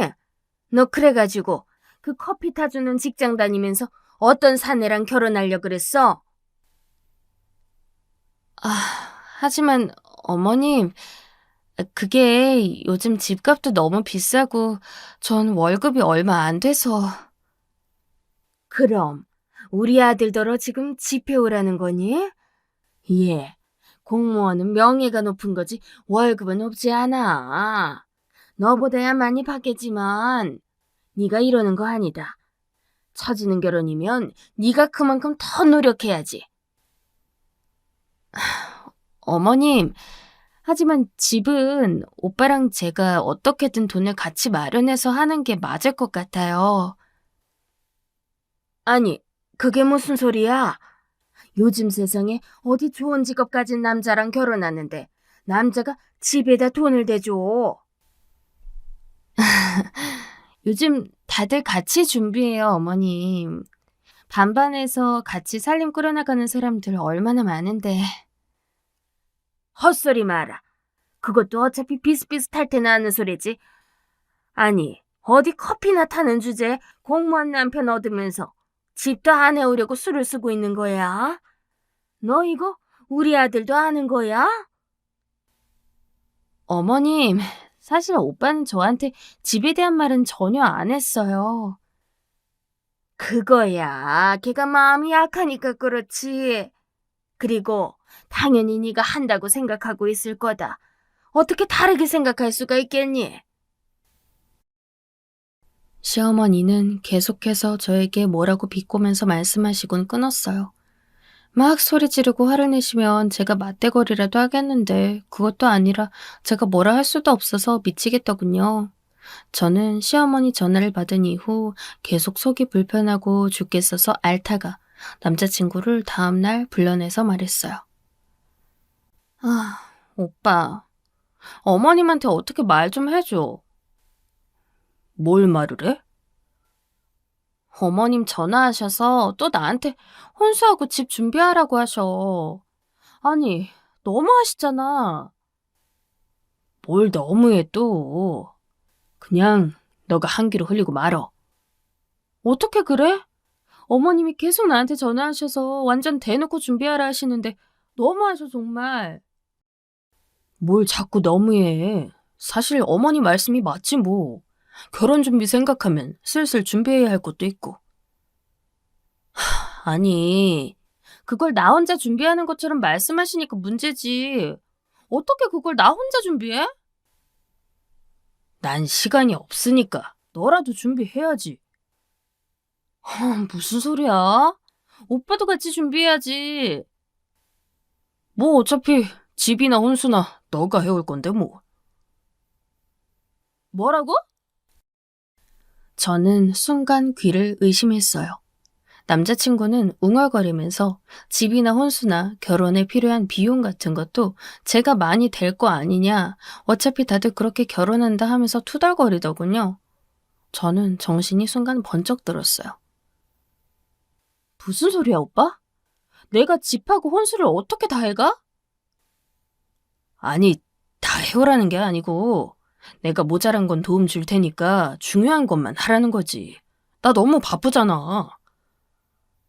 아니, 지금 바쁜 게 문제가 아니라 돈을 다 나보고 대라는 거잖아. 내가 무슨 돈이 있어서 집을 사고 혼수까지 해가? 야, 그럼 난 돈 있냐? 공무원 월급 그까짓 거 뭐 얼마나 된다고. 넌 그래도 사기업이라 나보다는 많이 벌잖아. 네가 일한 경력도 훨씬 길고 네가 해와야지. 남자친구가 결국 벌컥 화를 냈어요. 저는 순간 눈앞이 핑 돌면서 어지러웠어요. 아니, 결국 남자친구도 시어머니랑 같은 생각을 하고 있더라고요. 대체 뭐야? 내가 왜 집까지 해가야 돼? 나 돈 없어. 야, 여태까지 데이트도 전부 내 돈으로 했잖아. 너가 결혼할 때는 당연히 많이 해와야지. 데이트? 데이트할 때 뭘 그렇게 돈을 많이 썼는데? 어처구니가 없더라고요. 세상에. 저희 데이트할 때 돈 정말 안 썼어요. 어차피 남자친구 교도소 근처에서 데이트를 했기 때문에 돈을 쓸 만한 비싼 가게도 없었고요. 워낙 좁고 조용한 동네라서 계속 남자친구의 좁아 터진 집에서만 데이트를 했거든요. 우리가 데이트할 때 무슨 돈을 그렇게 썼어? 말도 안 돼. 돈을 왜 안 써? 집 쓰는 돈 아니야? 너하고 데이트 좀 편하게 하려고 넓은 집으로 옮겼잖아. 와, 원룸에서 투룸으로 옮긴 거 말하는 거야, 지금? 아니, 그건 오빠 사는 집이잖아. 나 혼자였으면 원룸도 충분했어. 그런데 네가 데이트하러 자주 오니까 내가 옮긴 거잖아. 아, 정말 어이가 없어서 미치겠더라고요. 아니, 제가 원룸으로 갔을 때 오빠가 집이 좁다고 민망해하긴 했었어요. 그러더니 마침 좋은 집을 발견했다면서 투룸으로 갔고 거기도 역시 좁았지만 그래도 좋다고 해줬거든요. 그랬더니 지금 그게 제가 집으로 데이트를 하러 갔기 때문이라고 하는 거였어요. 야, 너 그래도 공무원하고 결혼하려면 최소한 작은 집 한 채는 해오는 게 정상이야. 네가 뭐 지금 어린 것도 예쁜 것도 아닌데 어디 가서 어떻게 결혼을 하려 그래? 그 정도 돈도 없으면? 남자친구는 투덜거리더군요. 저는 정말 말이 안 통해서 그 자리에서 일어나서 나와버렸어요. 속이 정말 미친 듯이 답답하더라고요. 저희 집 부모님이 엄하셔서 집에서 나오고 싶어 결혼을 하고 싶었는데 남자친구라는 사람과 예비 시어머니라는 분은 배는 더 답답한 거예요. 저는 그때 처음으로 저희 부모님이 세상 무서운 줄 알려고 말씀하셨던 게 이해가 되더군요. 세상에 이상한 사람도 정말 많으니까 조심하라고 항상 그러셨거든요. 저는 계속 남자친구와 연락도 하지 않았어요. 며칠 뒤 제가 직장에서 돌아오고 있는데 시어머니한테서 또 전화가 오더군요. 전 답답해서 한숨을 쉬다가 그래도 전화를 받았어요. 아직도 전 남자친구한테서 정을 떼지 못했기 때문에 언젠가는 결혼할지도 모르는 일이었으니까요. 시어머니는 근처에 와 있다며 잠깐 볼 수 있냐고 하셨어요. 전 알겠다고 하고 뵈러 갔죠. 그 시골에서 올라오셨으니 한번 뵙기는 해야 했으니까요. 뭐, 그 귀한 아들 보러 오셨겠죠, 뭐. 시어머니는 제 직장 근처 카페에 앉아 계셨어요. 카페에 자주 와보지 않으셨는지 아주 불편한 기색이시더군요. 제가 앞에 가서 앉으니까 세모꼴로 눈을 뜨고 절 흘겨보셨죠. 너 이런 데 다니면서 돈 다 쓰는구나. 아휴, 그러니 돈이 없지. 어떻게 오셨어요, 어머님? 아들 보러 왔다가 걔가 나한테 너 좀 설득해달라고 부탁하더라. 여기 직장 근처라 지금 시간에 가면 만날 수 있을 거라면서. 다시 어이가 털리더군요. 아니, 화해하고 싶으면 본인이 와서 해야지. 시어머니를 보내서 설득을 해달라고 하다뇨? 그러더니 어머님은 물 한 잔 마시고서는 본격적으로 말을 쏟아내기 시작했어요. 너 그러는 거 아니다. 아무것도 없는 그야말로 쥐뿔도 없는 여자애가 격리나 하다가 공무원 남편 맞이하려면 당연히 집 한 채는 해와야 하는 거야. 어? 의사 남편 맞는 애들 열쇠가 3개라잖니. 공무원이 요즘 어디 쉬운 상대냐? 어머님, 잠시만요. 아니, 내 말 들어라. 어디 어린 것이 버릇없게 끼어들려고 있어. 교도관 남편 맞이하려면 당연히 작아도 집 한 칸은 갖고 와야지. 그리고 시어머니한테도 예단 토독히 해서 내밀고 가능하면 시댁에도 집 한 칸 줘야 하는 것이고 말이다. 아유, 어쩜 이렇게 애가 예의도 없고 아는 것도 없을까? 시어머니는 정말 따발총처럼 빠르게 내뱉으셨어요. 저는 약간 정신줄을 놓을 뻔했죠.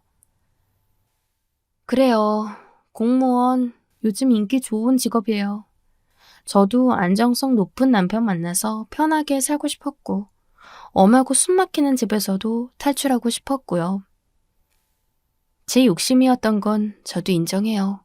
하지만 그렇다고 공무원이 무슨 의사나 변호사, 판검사하고 어깨를 나란히 하는 직업도 아니잖아요. 그런데 무슨 집을 해오고 시댁에도 집을 줘야 하고 시어머니는 어깨를 딱 펴고 자랑스럽게 앉아 계셨어요. 내가 아들 잘 낳았고 잘 키웠으니 덕을 좀 보고 살아야지.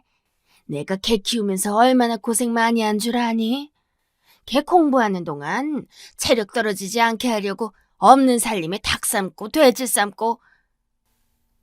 저는 정말 더 이상은 견딜 수 없더군요. 한숨이 저 깊은 곳에서부터 흘러나오는데 제가 한숨을 쉬니까 시어머니가 더 사납게 말씀하셨어요. 너 지금 어른 앞에서 한숨 쉬었니? 어쩜 이렇게 버르장머리가... 예, 저 버르장머리 없어요. 예. 정말 속이 뒤집혀서 이젠 더는 못 참겠더라고요. 사실 저는 원래도 그렇게 상냥하거나 부드러운 성격의 여자는 아니었는데 인내심이 바닥나니까 성질이 나왔어요. 어머님, 아니지. 나 이제 댁의 아들하고 결혼 안 할 거니까 어머님도 아니네. 뭐야? 아줌마네 아들 데리고 꺼지세요. 이제 나도 싫어. 뭐라고? 지금 아들 가지고 장사해요? 하긴. 댁내 아들도 대놓고 장사하려고 하긴 하더라. 나보고 걔도 집 해오라고 하대. 시어머니는 입을 벌린 채 돌변한 태도의 저를 노려보았어요. 하지만 그렇다고 거기에 줄 제가 아니었죠.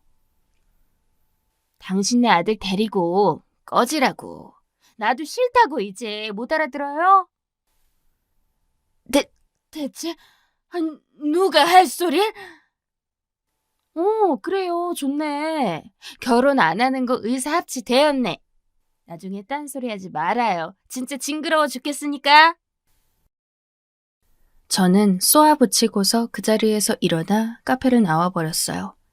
시어머니는 허둥대다가 뒤에서 음료를 엎었는지 쨍그랑 소리가 났고 그 뒤로는 제가 문을 닫고 나와서 모르겠네요. 저는 이제 될 대로 되라 싶어서 그냥 집으로 가버렸어요. 정말 징글징글하더라고요. 사귀었을 때부터 지금까지 쭉 생각해보니까 남자친구한테 그나마 남아있던 정까지 뚝 떨어져 버렸어요.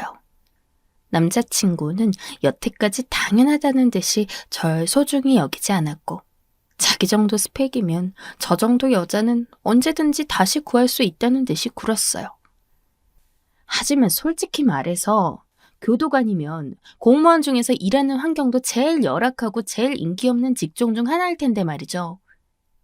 그 다음날 남자친구가 연락이 왔어요.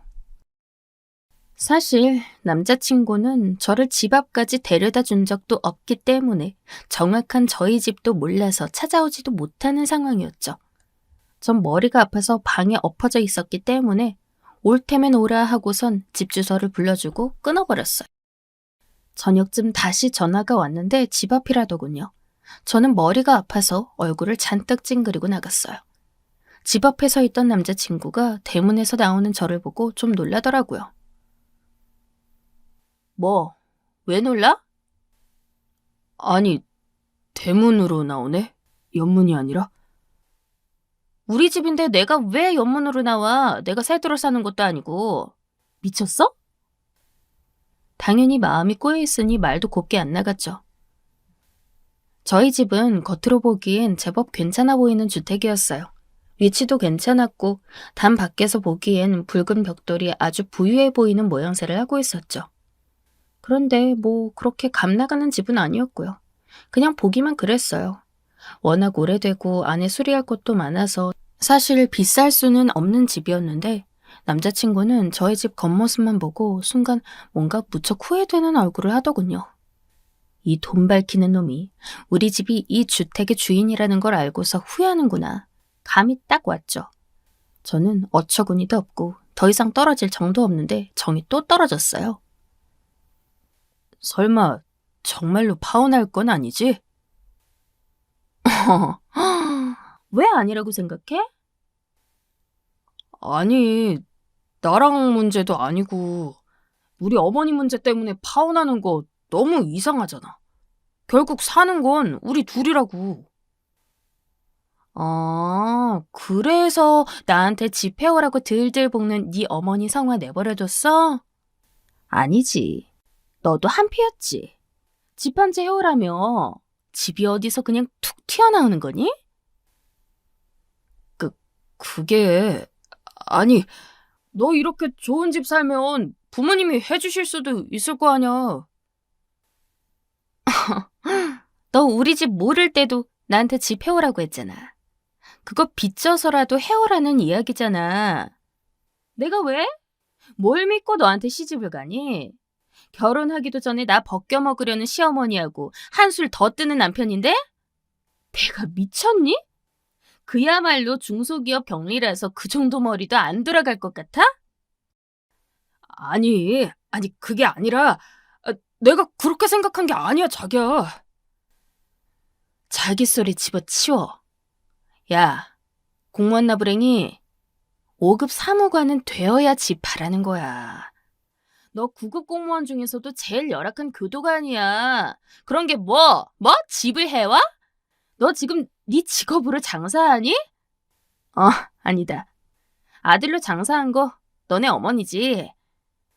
야, 잘 전해. 그 장사 나한테는 안 먹히니까 다른 여자 찾아보라고. 자기야, 진짜 오해야, 그건. 동네 나가기만 해도 동사무소에 줄줄이 앉아서 등본 떼주는 게 죄다 9급 공무원이야. 심지어 그 사람들은 교대 근무도 안 하고 교도소처럼 어디 처박혀 있지도 않아.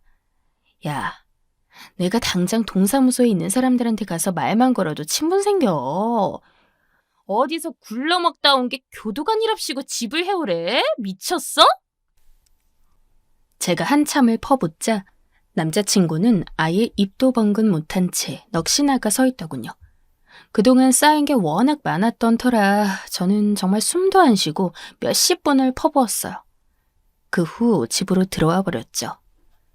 창문으로 슬쩍 보니까 남자친구는 멍하니 집 앞에 서 있다가 힘없이 어깨를 늘어뜨리고 사라지더군요. 그제야 진짜 끝났나 싶어 저는 한숨을 돌렸어요. 하지만 그날 이후부터 남자친구와 시어머니가 번갈아 가면서 저희 집 앞과 회사 근처를 지키더군요. 정말 어처구니가 없었어요. 남자친구는 교대 근무라서 나오지 못할 때가 많았는데 그래서인지 시어머니가 더 자주 보였죠. 그 전날은 안 보여서 안심하고 나가려고 하면 시어머니가 근처에 서 있다가 황급히 다가오고 남자친구가 저 멀리서 보고 있다가 어색한 얼굴로 다가오고 미치겠더라고요. 아니 그때는 이미 남자친구도 시어머니도 아니었는데 말이에요. 그런데 어느 날 시어머니가 저한테 달려와서 붙들더라고요. 저는 이제 진짜 너무 화가 나서 시어머니 얼굴을 똑바로 쳐다봤어요. 예, 내가 잘못했다. 이렇게 좋은 집 아가씨인 줄 모르고 내가 그런 거였단다. 그럼 제가 이런 집 안 살았으면 그렇게 행동하신 게 당연한 거였다. 이 말씀이시네요? 아니, 그런 게 아니라, 그러니까, 난 우리 아들하고 급이 맞는 며느리를 원했던 거란다. 지금 보니 넌 딱 맞는 아가씨라서 내가 잘못 봤던 것 같구나. 어이없어, 진짜. 끝까지 시어머니는 뭐가 잘못된 건지를 모르더라고요. 아무리 시골에서 혼자 계셔서 세상 물정에 어두우시다지만 이렇게까지 잘못 생각하고 계시면 안 되는 거죠. 어머님, 아주머니. 제 호칭에 시어머니가 움찔하시더군요. 댁의 아드님이요.